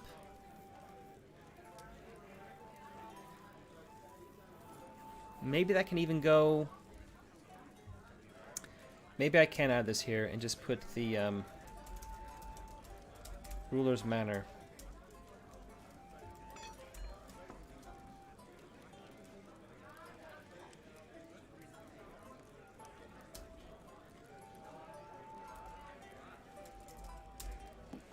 What sort of residence does the ruler have? This should be a short distance from the village. Player career options assume a manor big enough to support multiple servants, so don't think too small. Once you've decided, draw it on the map. I think that's okay to have that there. Maybe I should have it after you do the village center first. So you're saying what's the center of the village? Then you're saying outside of the village. It should be a short distance from the village. So what you're saying is, here I've drawn the bits around the village. Now I'm drawing the center of the village, and then I'm saying here's the manor located a little bit further from the center. I think that kind of works in my head a little bit. I think that's kind of like a logical progression there. Yeah, the free cities, they had them not just in Germany, you had them all over the place, but that's true. That's true. I mean, yeah. Yeah. That's a good point. But I think the point is, I'm saying nobility. I'm not going to put the term nobility in here whatsoever. We're just going to call it a ruler, and it's up to you to just come up with like what's their name. And I'm giving names for both nobility, like noble surnames and common surnames. So you're kind of able to do both without any real issues.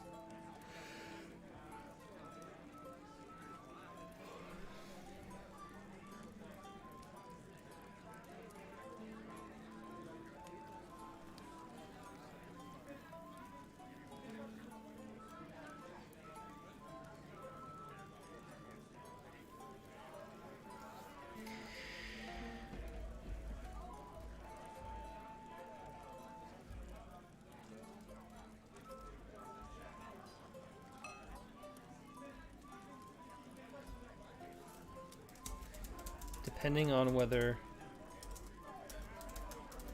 they are of noble or common stock. Can you use the word stock? I'm gonna highlight that because I'm not sure you can. I'm not sure that's a kind of the right word to use there. Now that kind of answers the question there. You can make somebody, you pick a name, a first name from the appendix, because I've got a ton of names down here.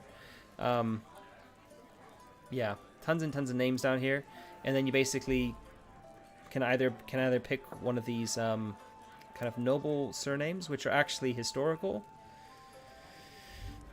These are all historical nobles from the Middle Ages in Germany. So you can either pick one of them, or you can go with some of these more common ones, which all kind of play around with the, yeah, ancestry to think about, but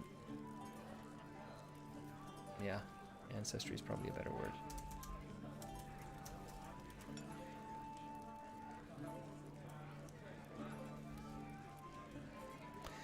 Manor I've already put, so I can get rid of that.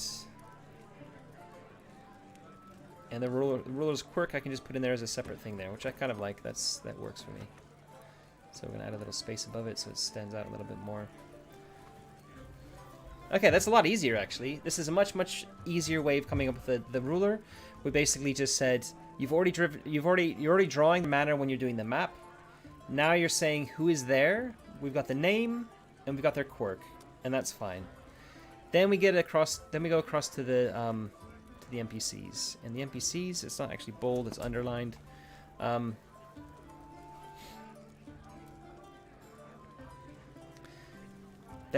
the players create characters for their village.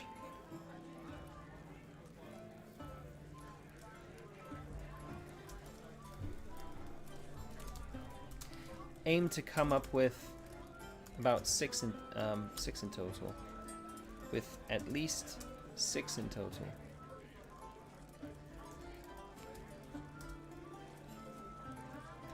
These make up the core village NPCs. These make up the main village NPCs, which player characters will need to attach them, which player characters can attach themselves to later on.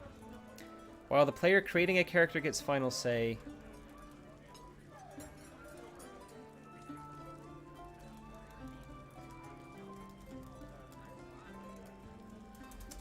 the group should discuss each step for every character, but the player whose turn it is gets the final say.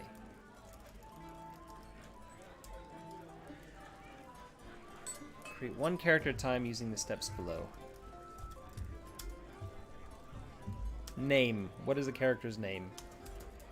Use Appendix A. Control K. Headings. Appendix A names. There's a link there to it. What's the character's name? Use Appendix A. Role. Who is the character within the community? This could be the professional or more symbolic role. Location. Which location from step 1.6 above can this character typically be found at? Okay. Motivation. What does the character want more than anything else? And here we have a table which is not indented properly. That's okay. And again, ways to roll on it. I think I might quickly, and I know I've only got 15 minutes left, I might actually just try and see if I can generate something. Generate a village on my own, just by using these tables. Oh my god, I can't. Google Docs. Very disappointed in you. Can I highlight it and then indent it? Hell no. Alright, so I'm gonna get a scrap piece of paper here.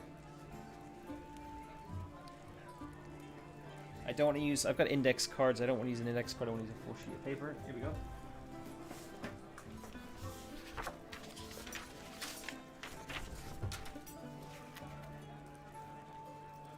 I mean, what I could do is I could type this out on, in fact, I'll type it out so you can see what I'm doing as I'm going through. So I'm gonna move this over like this, shrink this down like that. Yeah, there we go. Okay, and then I'm going to File, New, Document, which of course I'm gonna have to break out like this. All right, bring it down here.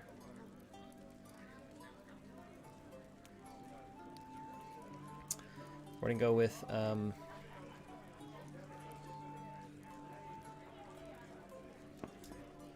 Pitchfork Sample Village. I'm not gonna be drawing anything, of course, but I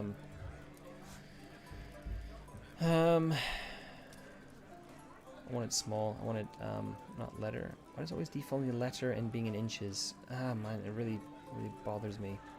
A5.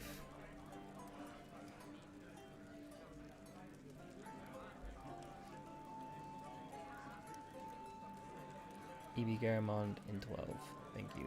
We'll make that update. Thank you. Okay. Sorry, this is the stuff that always bugs the hell out of me if I don't do it straight away. We got 0.5. 0.5, 0.5. Okay, so let's make this smaller. Here we go.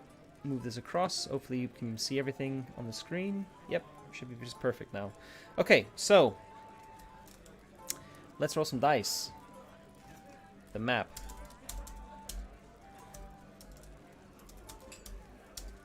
Step 1.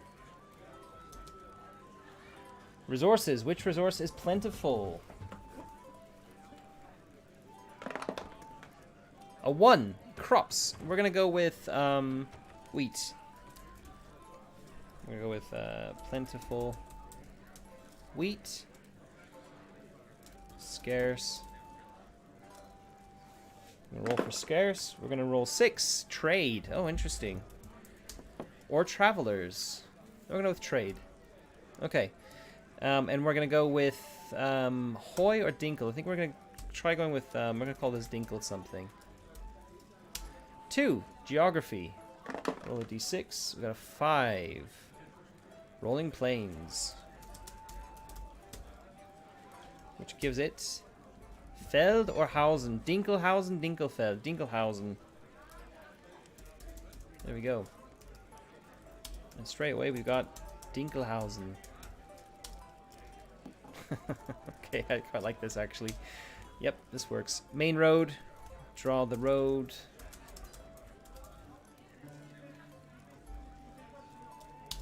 Easy to do. Landmarks.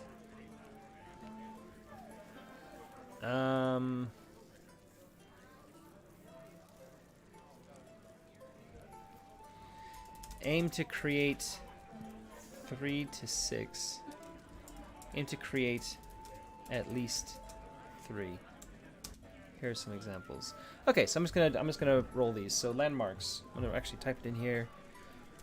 Landmarks. 6. We're gonna go with a runic stone circle.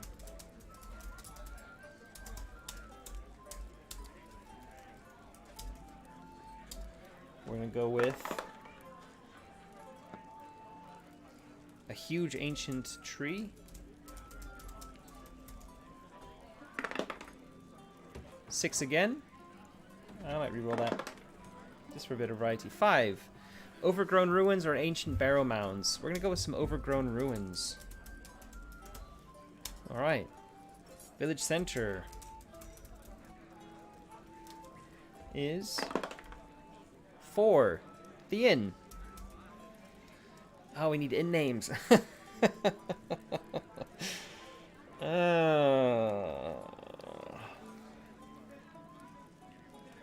Bit later. Damn it. That's not damn it. It's good. I'm coming up with this. I'm seeing this stuff. Need table for inn stroke tavern names. Go to the underlining and highlight it.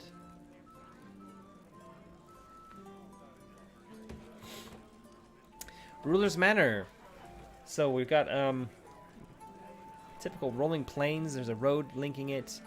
It's going to be a castle, a small castle. Now we're going to put like a tower on a hill with a moat. Fortified tower on a hill with a moat. Village locales.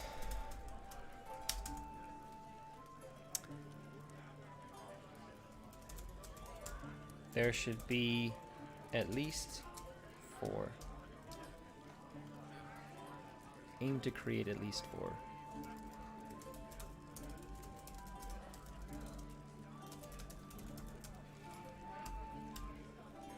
Alright, I'm gonna randomly roll again. 3, an abandoned mill. I like that because this is a place where wheat is plentiful.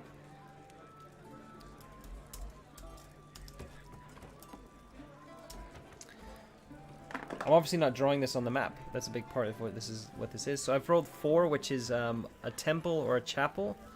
We're gonna go with the parish temple. 6, an ancient stone bridge or the statue of the forgotten hero. We're gonna go with an ancient stone bridge, which is assuming that there is a river here, like winding through here. 3. Again, we don't want shipyards or docks, and we've already rolled for the abandoned mill, so I'm gonna roll again. A 1. The Old Ferry Inn. Market Square. We're gonna have a market square. And I like that this is, I'm gonna put in brackets here,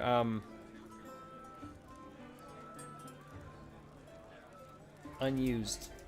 Because we've said that there's a trade scarcity. 2. Sven's Smithy. We have a smithy. And that'll do, I think. We'll do one more. I basically just pick these out. Kind of almost picking one out from every single line. I need to do more of these. Definitely need to do more.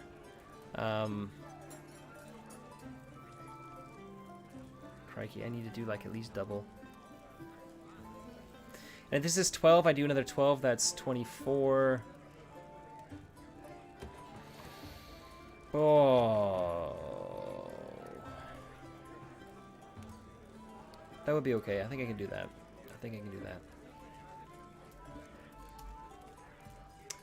Yep. Ugh. Right. One more from this one here. Graveyard on the hill. An obelisk of strange metal. I'm going to go with the graveyard on the hill.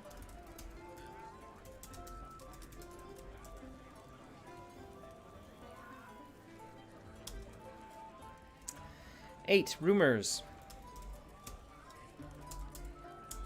For each location, create a rumor, legend, or story. So this is where the step gets a little bit, So, the abandoned mill. Owner. Murdered. Rumored to be haunted. Parish temple. Priest is extremely odd.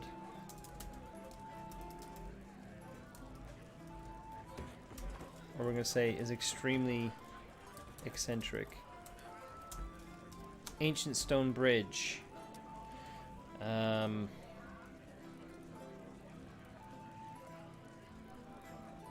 The rumor is that it's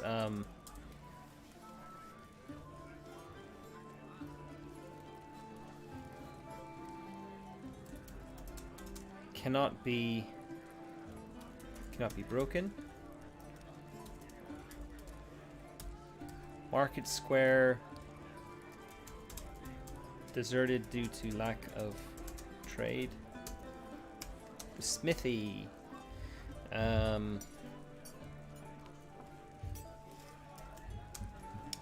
Graveyard on the hill.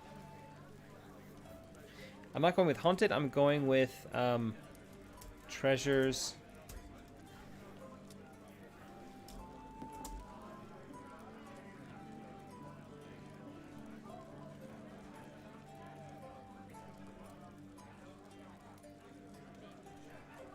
I think it's something kind of better than just sitting with treasures.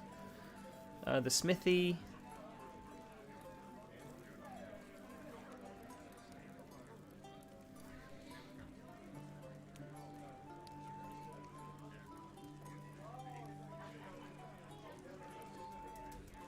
Strange patterns on the steel.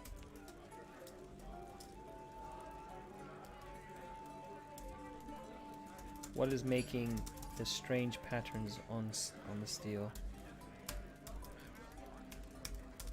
What is making strange patterns on the steel? Okay. Graveyard on the hill. A rumor to the graveyard on the hill could be that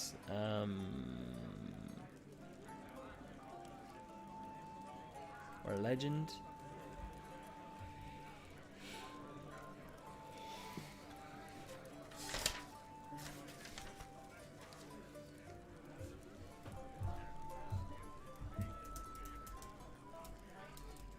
People buried here cannot rest.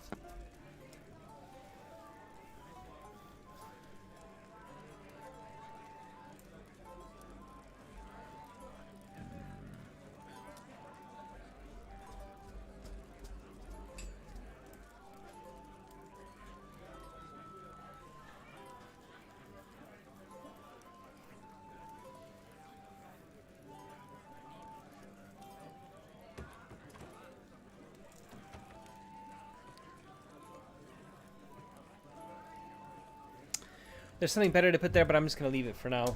It's very cliched, but I don't really care. I just want to get on with this. So, community now. This is just this is really to spot. What I'm doing here is I'm going through it to see like what the areas are that are kind of causing hiccups. And that's one of them here, the rumors. So I'm going to highlight this, make it kind of green. Because it's the rest of it goes fairly quickly. I think if I had some rumors to roll on, this would actually be much quicker because I could just roll and say, you know, like let's roll on the rumors, and I can just assign a rumor to one of the locations I've already come up with. I will need at least, I think, at least 12 rows, so there'll be 24.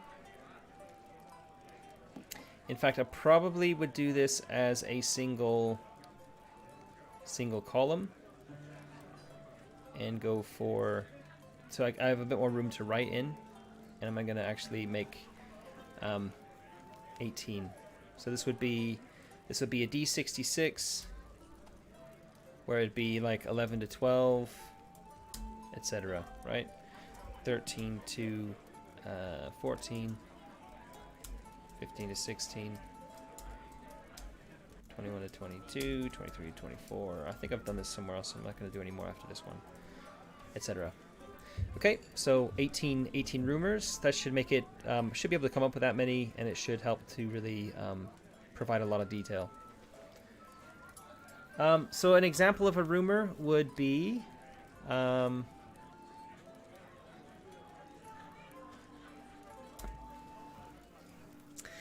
good example. I mean, I could kind of cheat a little bit and show you what they do in Forbidden Lands, but the idea here is that you try and present something that is generic, as like a hook kind of that could be tied to any of the locations above. So there could be something to do with haunting, right? So haunted could be the location is haunted. Why? That's an example of a rumor. Haunted, why? So it's a prompt. You're like saying, okay, this place is haunted. Why is it haunted? Occupant. Just looking at the ones I've come up with on the other side here. Priest is extremely eccentric. Occupant is odd. How so?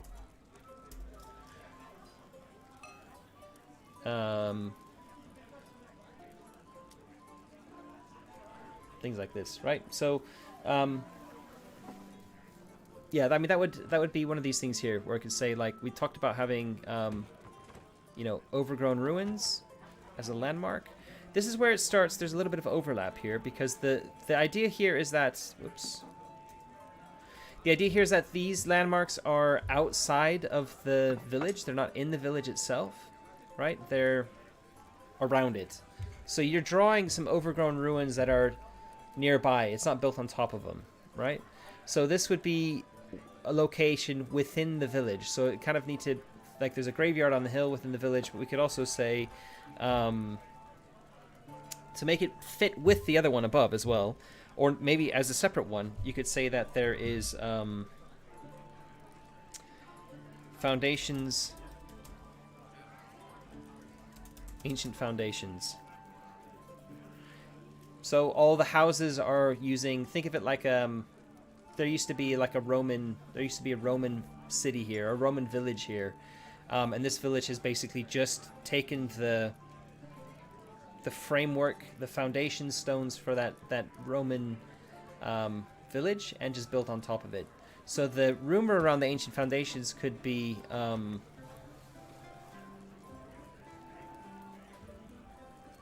I don't know. They could be haunted, for example. Yeah. Location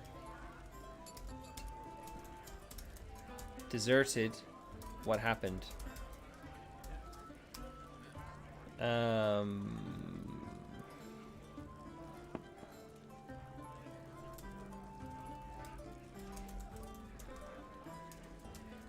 Produces something odd, etc. I mean, I'm just looking at the stuff I've come up here.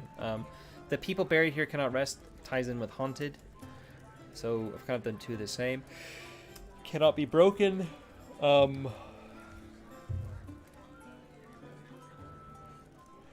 This could be something like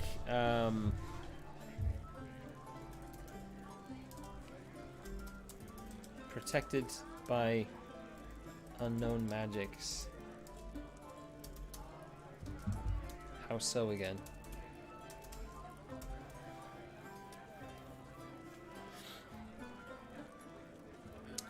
Anyway, there are lots of rumor tables in various games and stuff I can kind of look at for inspiration and try and kind of pad this out a little bit more. But for now, that's the sort of idea I have. So the prompts, you could roll a D66 to come up with some ideas to kind of get you going. Yeah. And I think because I'm advising to come up with 6. If I have 18 tables to roll on, or 18 options to roll on, there's plenty of options there to come up with 6 unique rumors for 6. I'm going to say here, aim to create at least 6 locations. Oh, 4, I mean 4 works, but I think 6 is a bit better. The problem with my 6 is that they basically are the six from the list of 12. It's like half of the list there, and some of them are either duplicated, like the parish temple. You would have a parish temple and a chapel, and some of them like a shipyard and docks and an old ferry inn. I already have the inn there created, so I think putting the inn... I mean, I've got the inn there because I could have rolled for village center, I could have rolled a market square. But then I've got market square here again, and I've got the inn here again. But that's because, just because you have a market square doesn't mean there isn't an inn, right? That's why I wanted to keep it here, because you should always have the option of having a market square or an inn, and an inn in every village. Which is why it's kind of duplicated there. So if you got an inn like I did, and same goes with the temple or the shrine, same goes with the ancient statue, you can just kind of ignore it. But I do kind of feel like that's duplicating things a bit with the village center. So maybe I should get rid of this. I'm going to get rid of it, because I'm just duplicating a lot of shit here. Yeah, simplify it. Delete table. There we go. We'll actually do the ruler's manor as the last step. After we've created the village, what's within the village. And that's nice because the very next step with the community is coming up with details on the ruler. So we're doing the ruler as the last step in terms of where the manor is located. And then straight away we're putting more detail all around the ruler. So it's all kind of tied together then like that, which I think I quite like. Cool. Anyway, I'm going to keep going. Let's do the community, see how long this takes. So one thing I didn't do was oh, I did do it here. We're going to get rid of the village center. Why does it say 7 when I've only got 6 here? What am I missing? Rumors. Rumors are part of the locales. Okay, that's cool. The community. 1. Let's roll for my ruler. Roll the 1. So we're going to go with... This is a rolling hills. I'm going to go with someone called Richter. Mayor.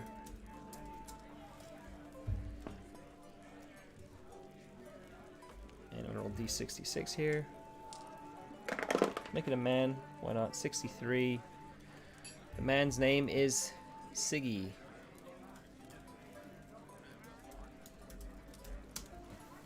Siggy Richter. Okay. Or I could look at 36, swap the dice around. What about the 36? Halgrim. I'll go with Siggy. I'm happy with that. Okay, what's their quirk? I believe that's the next one. Whoops. Where am I?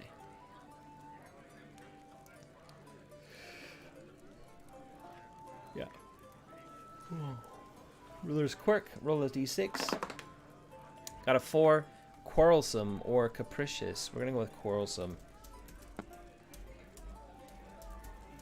That's it. That's it for the ruler. Okay, that's easy. 2 NPCs. Create at least 1. So, first one, what's the character's name?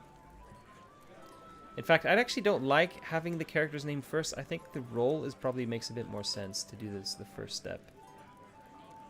So I'm gonna swap that around as well.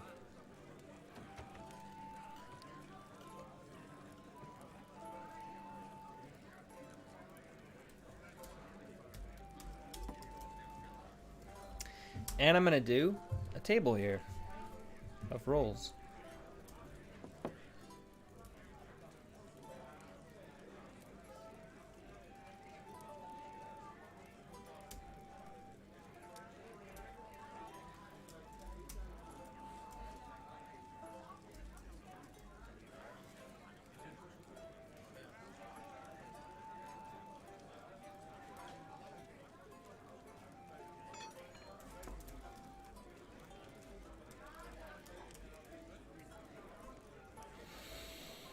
It might be worth having... I like having these tables like this because, well, I don't know, because we're creating 6 of them, so having a D6 table doesn't feel quite right. So maybe I will do a D8. I'll do like 18 entries.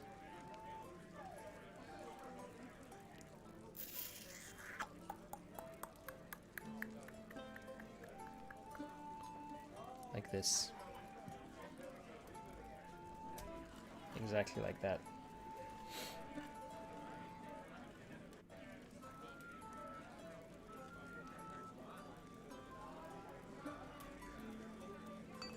Oh shit, that's bad. Delete the table.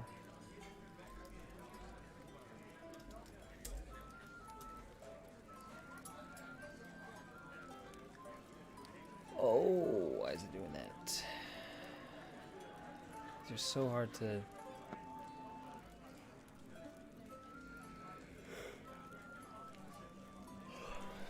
move over. No, they're not. Look at that. It's easy to do.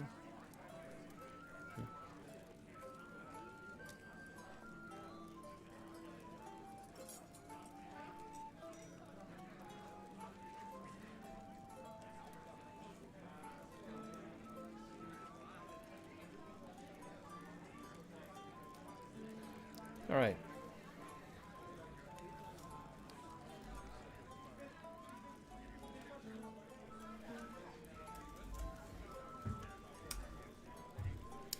So we'd have something like innkeeper. We'd have the priest. We'd have the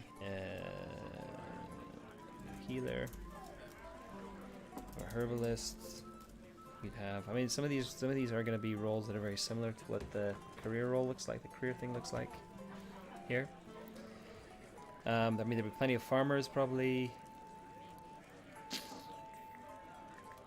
Things like minstrels, servants. I'm going to put a servant probably in here. Got a servant. We've got a vagabond.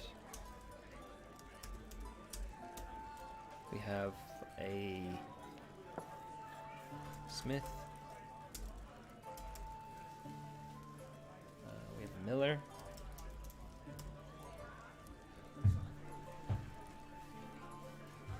We have a trader. Shopkeeper. What would you call a shopkeeper in a village? They're the kind of like a peddler, except they don't move around.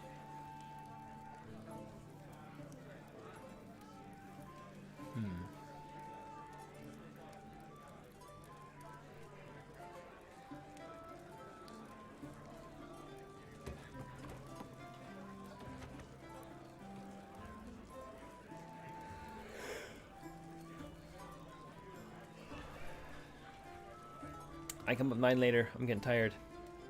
So I think that makes a bit more sense. Come up with do a d66 for a roll.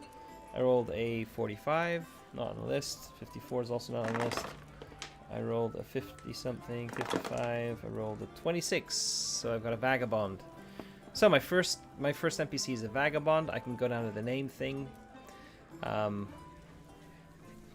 Again, this is where probably having something automatic in like a spreadsheet could be really helpful here.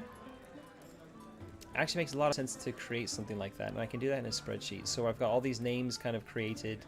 It just rolled, randomly will say like it's either got a masculine, this NPC either has a masculine, feminine, or gender neutral first name, and then here's all these options for surnames. Pick one. And I can just stick them into a spreadsheet and they'll just automatically be selected. I like that for the community thing actually a lot. That would speed things up. So this is where you can talk about like how can you speed things up for this. You can just have it all automated and people can click and they can click again until they get one that they like, or that they can use it for inspiration. Just keep clicking it and then be like, okay, actually I want this to be in there. Highlight it, stick it in. I can have a set number of fields, so you need to come up with 6 of this, 6 of that, etc. And I can even leave empty kind of spaces where you actually have to manually put some stuff in as well. Yeah. I could even add some of this stuff back in, like the households. I think the households really isn't even needed. I think I can just take that out. But the oddity, I feel like I can almost put the oddity back in. Whoa. Because I kind of like that. I kind of like a lot of these things. That there's... Yeah, I think I might put that back in, actually, up here. Let me roll for oddity, actually, quickly.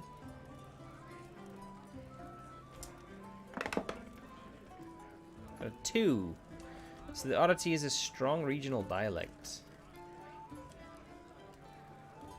Okay.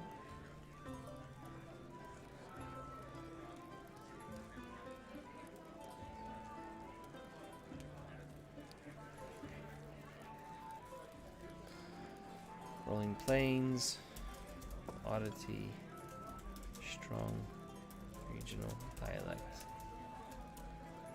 geography.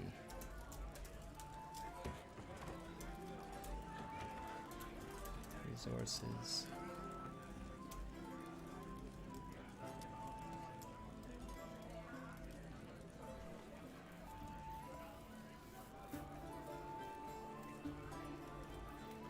Okay, so for my community, I just pick 6 out, right? So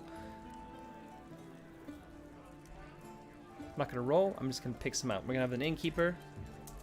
So these are the NPCs. So we've got an innkeeper. We have a servant. A servant is Siggy. We have a vagabond. We have a miller. We have the smith, because we mentioned the smith earlier. One more.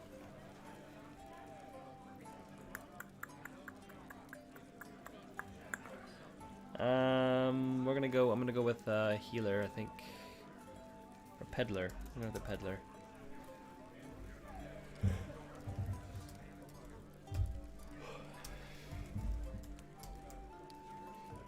Names for these.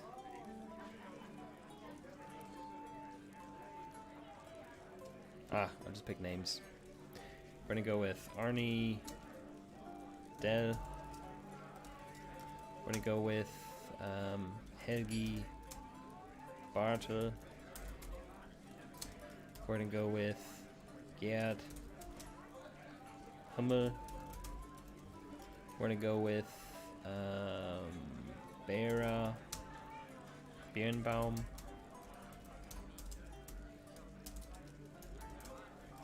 Smith is going to be called Gunther. Long. Peddler is going to be called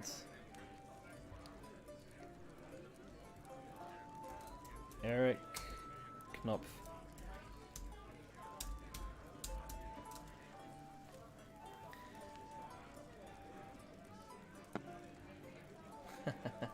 Arlek. Hey, Eric. I'm running out of steam right now. Good time to join. 20 minutes over. Okay, so just threw some names out there. Locations, which locations are they attached to? Innkeeper is attached to the inn, which I haven't actually put in here. I did have an inn earlier, so I'm actually going to add this in where we've got an inn.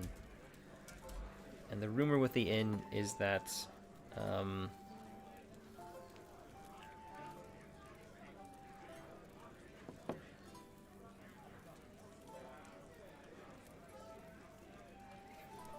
rumor is that the beer is no. Oh god. My brain is turning to mush. Whew. All right, I need to finish this up quickly. So we got the inn, their motivation. Let's roll d6 for motivation. 1, domination. They want to be in charge. Servant Helgi is at the manor. Motivation is 3. 3 is excess or excess for sure. Excess. They're living the good life there.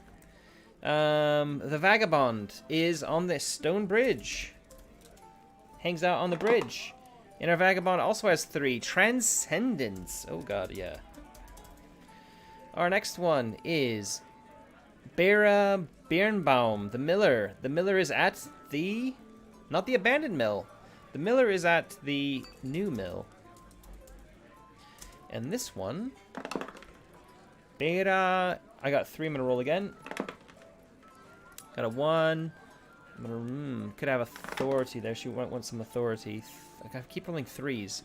The innkeeper is wants domination, so that's a little bit different from authority.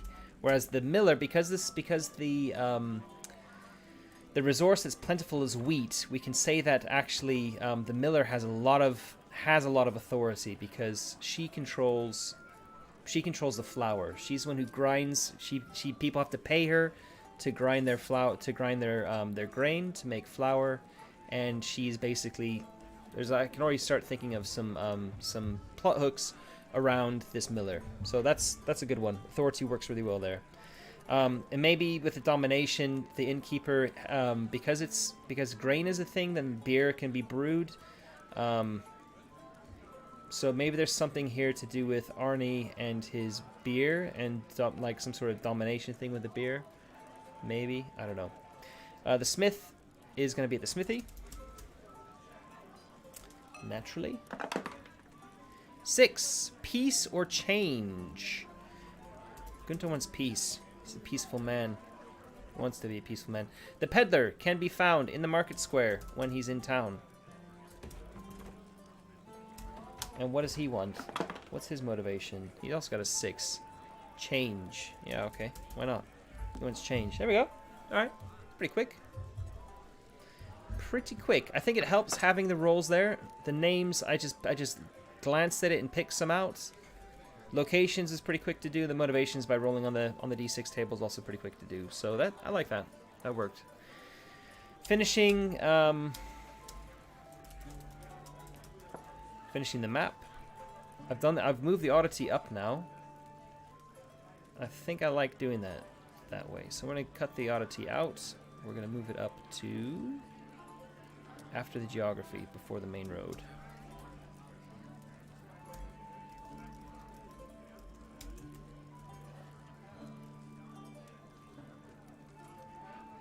All right. I'll get rid of households completely. It's not important. Delete. All right. I don't need to do any finishing of the map. GM tasks then, and I'm done. All right. Problem. 3. Gullible, indoctrinated.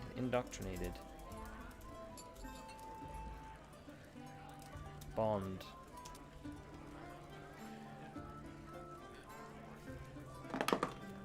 1.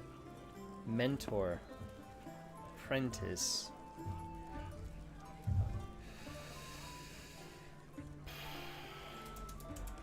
Mentor to Gerd, the vagabond. Our servant, Helgi. They are, problem-wise, also rolled a 3. Gullible. Sure. Bond is 2. We can probably pick one of these other ones. Bond is 2. Well, let's roll it. 4. Close friend. Former friend, actually. Because of the excess, maybe. They're not friends anymore. Former friend 2. I can roll D6 again, just because I've got 6 people here. I've rolled 2 again, so I'll roll that again. 1. To the innkeeper. Former friend to Arnie. Yep, alright. Vagabond.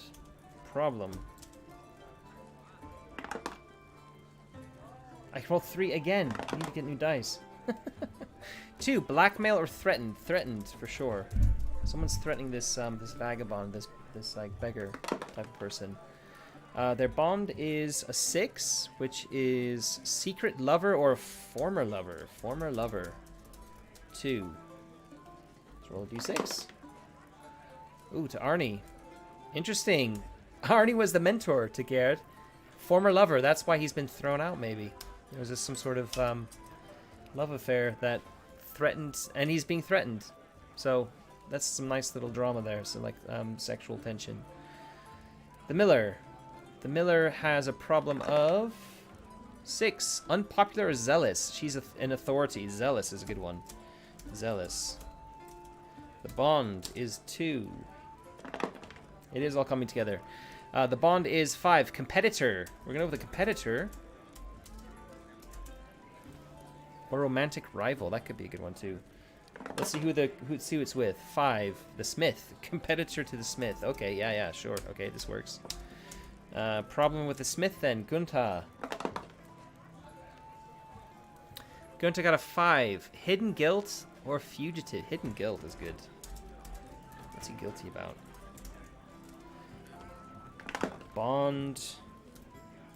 6. Secret lover. He's secretly in love. Secretly loving. Who's he secretly loving? Well, I hope I roll a 1 with the innkeeper. 4. The competitor. No, we're gonna go with Arnie. Arnie's the innkeeper. We've got some like love triangles going on here. Oh god, yeah. All right. Peddler. Problem. Eric Knopf. Eric Button. Mr. Button is a fugitive. All right, that's why he's on the move. All right, I like. Bond is 3. Bully or dominator? Bully. Is he bullied by or is he being bullied? 1. Bully to the innkeeper. Oh my god. Everyone's connected to Arnie. Who else can I connect him to? He's bullied. No, he's bullied by Bera, the Miller, who's in charge, kind of. Because he's a peddler, she's in charge here, and every time he comes, he needs to come because he needs the money, or maybe like he's from this town. He gets bullied by her because she's in charge, and she's there's lots of stuff that could be the reason for that. So that's cool. That was easy. Threats. I'm gonna roll a d6. I need to come up with 2 threats. 2. Supernatural threat from a ghost or a demon. All right. Well, we've already said that the abandoned mill is rumored to be haunted. So we've got a threat. Threat 1. Threat. Ghost. We're going to say...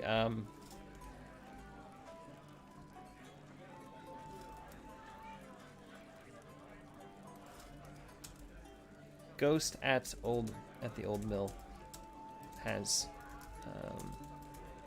started harassing villagers. Why? Threat 2. 5. Power corrupts. Proving guilt or innocence. Ah, there's so many ways I could go with this. Power corrupts. I mean, the power is going to be Bera. Bera thinks she's in charge. She's the Miller. She's zealous.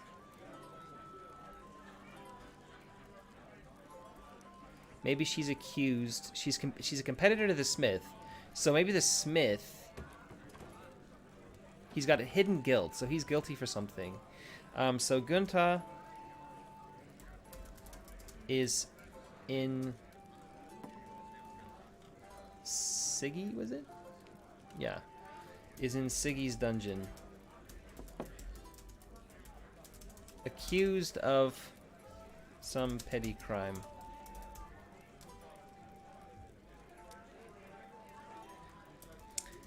Can the party prove his innocence? There we go. Done.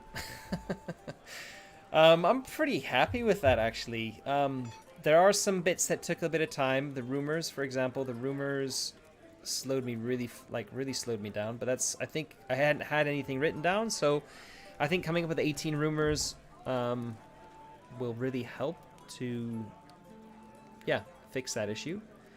The locales I felt were a little bit limited, a little bit samey, so I think, again, coming up with 12 here with 2 options on each should really help. And like if I'm creating 6, then there should be a nice little bit of variety there.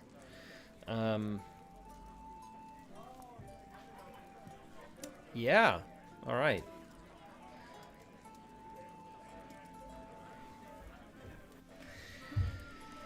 Cool. And I started that like about an hour ago. So in like an hour, I mean, I haven't drawn anything. This is the big thing. This is the big difference is I've come up with a village on paper only. Nothing's been drawn on a map, but that's also kind of okay. I could theoretically, I could theoretically take the map, the drawing step completely out, and people could just kind of use any map that they want. It means I can come up with automatic tools online and stuff relatively easily. I think that might be the way to do this, is to have things not necessarily mapped out. If you want to map it out, you can absolutely map it out as you go along, but there's no requirement to do that. And that's a big change here with how I have been pitching it. So I think I might try that. Yeah, Eric. Eric said, time to start thinking about the next playtest. Yeah. I think what I'm going to do is before the next dev diary, I'm going to probably try and fill in some of these tables. I'm just going to go through very quickly. I'm happy with my resources. I'm happy with my geography being 6. Like, you're only picking one of those options, right? That's okay. Oddity, I can probably add another 12 to another 6 to that. Landmarks, I've already got 6, and we're aiming to create 3 of them. So we've got like this stone circle, the ancient tree. I mean, what I should probably be talking about is coming up with rumors for each of these as well, the landmarks, because the landmarks feel like I've created them and then they're kind of forgotten. But the idea is that there could be things tying to them further down the line. So they're kind of like, the focus of the village is definitely on the village itself and the things around the village, but I like there to be a little bit of detail and a little bit of oddity kind of in the area around it, and it doesn't necessarily need this level of I think this is where when I provide GM advice later on, I can kind of say, look at the landmarks that have been created around the village, not inside the village, and have a think about how you can tie those into the current threats that you've got. That should be the main thing. So if we look at the threats, we can actually do this right now. We have a ghost at the old mill has started harassing villagers. Why? What have we got in our landmarks? We've got a runic stone circle. Okay, so there could be something to do with some runes there. We have this huge ancient tree somewhere. And we have overgrown ruins. So maybe the thing here is that somebody has dug up the bones of, or dug up the skull of the old miller from his grave, and they've buried it in the stone circle, inside the stone circle, or they've buried it under the ancient tree, and that has caused the miller to no longer be resting, and his ghost is now haunting things. Gunther is in Siggy's dungeon, accused of a petty crime. I'd have to come up with what the crime is. And the crime, I mean, maybe somebody's hidden some evidence in the ruins. Maybe somebody's gone missing and their body is in the ruins, or there's something tied to the ruins. Fairly easy to start doing that. Necromancy. Yeah, necromancy could be it. So yeah, I mean, this is. I guess I can just put something here next to the threats and say, these must be the person. So what I can put here is, I can put a good way to come up with threats which feel relatively fleshed out is to tie a roll on the table above to one of the rumors.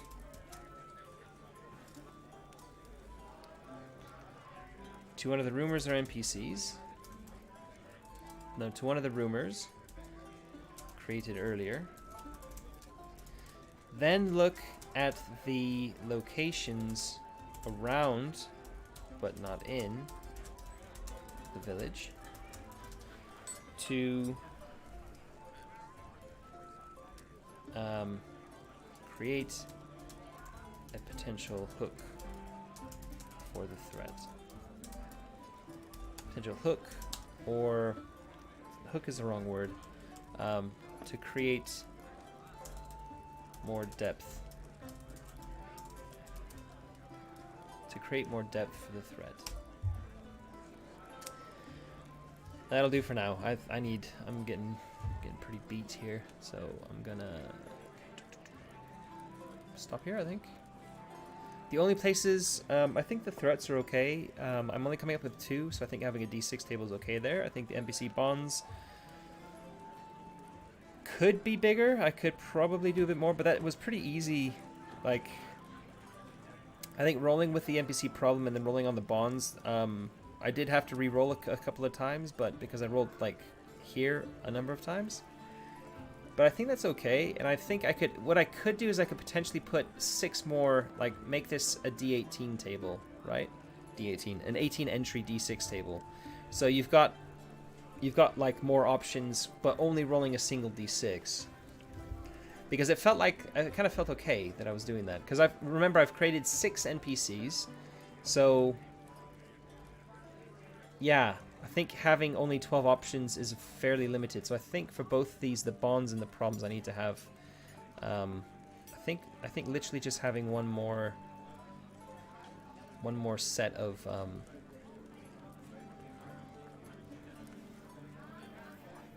one more column would probably be enough to make it really feel like it's, there's a lot of variety there. And again, 18 entries is basically half of a D66 table, so I could very easily just do the same table I've got for careers. But I like just rolling a single D6 because it's a bit quicker than rolling a D66 and checking what the results are. So whenever possible, I do kind of prefer for these sorts of things to just roll a single D6.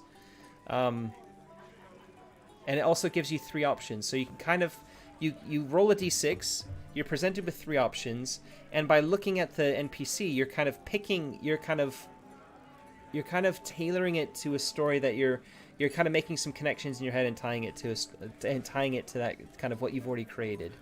So it's just a little bit easier to come up with things, and it feels a little bit more organic than if you would have separate entries where you roll the dice and you're only looking at one thing. It can be quite creative. You can come up with some kind of crazy ideas like that. But I also feel like it can kind of come up with things that are a little bit, feel less organic and feel a little bit disconnected from the overall narrative. And by doing things like this, I think here it's important that the village feels feels organic, it feels connected, it feels consistent. And by having these tables presented in this way, I think I'm kind of helping that to happen. And it's a very simple thing. It's a simple layout thing if you think about it like that, like how am I laying out this table? But by doing so, I really think I'm doing that. Sometimes it's not necessarily so applicable. Like for a roll, I think that doesn't matter if I have, like for here, I've got an 18 entry table, and I'm doing this with a D66. But that's because having the variety is good, and just rolling it and saying, okay, we've got an innkeeper now, we've got such and such a person. You can actually pick one. You don't have to roll on it as well. Yeah, that works too. The quirk, I've got 12 entries for a single person. That's more than enough. Same with their names. I'm not happy with that. Rumors, I already said I wanted to have 18 separate entries for that one. 24 entries for locales. Yeah, with 2 options on each one. I think I like that. So, yeah, I'm gonna stick with that, I think. Still gotta figure out how to make this.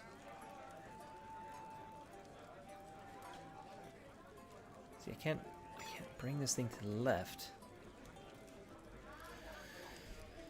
At least I haven't figured it out. I think maybe if I just highlight... Oh, I know how I do it. I've got to go to table properties, and I've got to go here and say the... is it the width here? If I change it to 2? No, wrong direction. So no, never mind. Gotta figure that out later. Alright. Landmarks could do with a little bit more as well, I think. I'm only creating 3 actually, so that was okay. But I did kind of feel like there could be more. So I think with this one I would also probably look at doing this sort of number. Oddities I already want more. So there we go. Finished. I've got lots of gaps here to fill in. Probably, I think before I do a playtest, I'll try and fill all of these tables in with options. I don't need to do that live. I can kind of come up with that on my own time. And yeah, I think I've made a lot of interesting changes here. The biggest change, Eric, is that the name is tied to both the resources and the geography of your village. So the example I did, I rolled crops from my resource as my, in fact I'll go up here. My resource was plentiful, was wheat I've gone with, so crops. My scarcity was trade for some reason. And therefore, because my plentiful crop was crops, I'm either going with hoy or dinkle as my prefix, and I went with dinkle. Then I went for my geography. My geography, I rolled rolling plains on 5. And then I could either basically pick Feld or Hausen for it, and I went for Hausen. So my village is called Dinkelhausen. And in that way, I'm creating Germanic names that are actually tied to the location, whereas before they could have been really disconnected. And I spent far too long talking about this at the beginning of the stream. And Graldfar basically recommended I do it this way. I tie the suffix to the geography, and then the prefix to the resource. And it's a brilliant idea. It works really well, I think. So, yeah. That was a big change. And then I've removed the households. So how many households are included in the village? You can just, like, it's not a detail that's that necessary, I don't think. I mean, it's a nice to have. You can kind of come up with a population if you want, but it's a village.